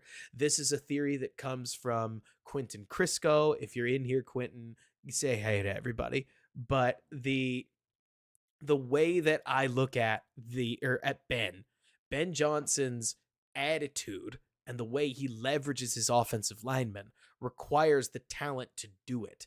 And the way that and that tells me that Johnson sees O-line skill set as critical to an offense's success. And if you like that kind of thing, if you like good offensive line play, Ben Johnson may be your guy. James, I love Dan Lanning. I think that promoting Thomas Brown, honestly, sounds very Bears. And can I be honest with you, James? I don't mean that as a very positive thing, right? Like, I'm not dunking on you specifically, James. I've just seen a lot of people that have said, what if we did this and kept that guy on? And I'm like, I am just remembering that it wasn't that long ago that the Bears required one of their coaches, was it Tressman, to keep Marinelli? Or maybe it was Lovey that they required to keep Marinelli. I literally can't remember. But the keep a coordinator or the required retainer just feels to me like it pollutes the product, whatever you're doing. Like, I would rather Dan Lanning pick his own guy than if you're going to hire Dan Lanning. But that's just me. And like you're saying, Jordan, I tend to think that Ben's got a lot going on around him right now. But yeah, Nagy had to keep Fangio. It's anyways, folks. Thanks for hanging around. You guys are great. Always fun hanging out. Hey, Eric, you could say a lot of things about Matt Nagy. The guy seems to know defense because all of his defensive hires were good. Chuck Pagano, even though he ended up retiring pretty quickly, had a solid defense. And then he brought on, his name slips my mind. But whoever he brought on immediately got another job as the Seahawks defensive coordinator and hung around for a hot minute. So there's something to be said there. I think that's at least intriguing. I'll be honest. I am rooting for Nagy wherever he goes next. Decide, baby. That was it. Perfect. Y'all rule. Catch you later.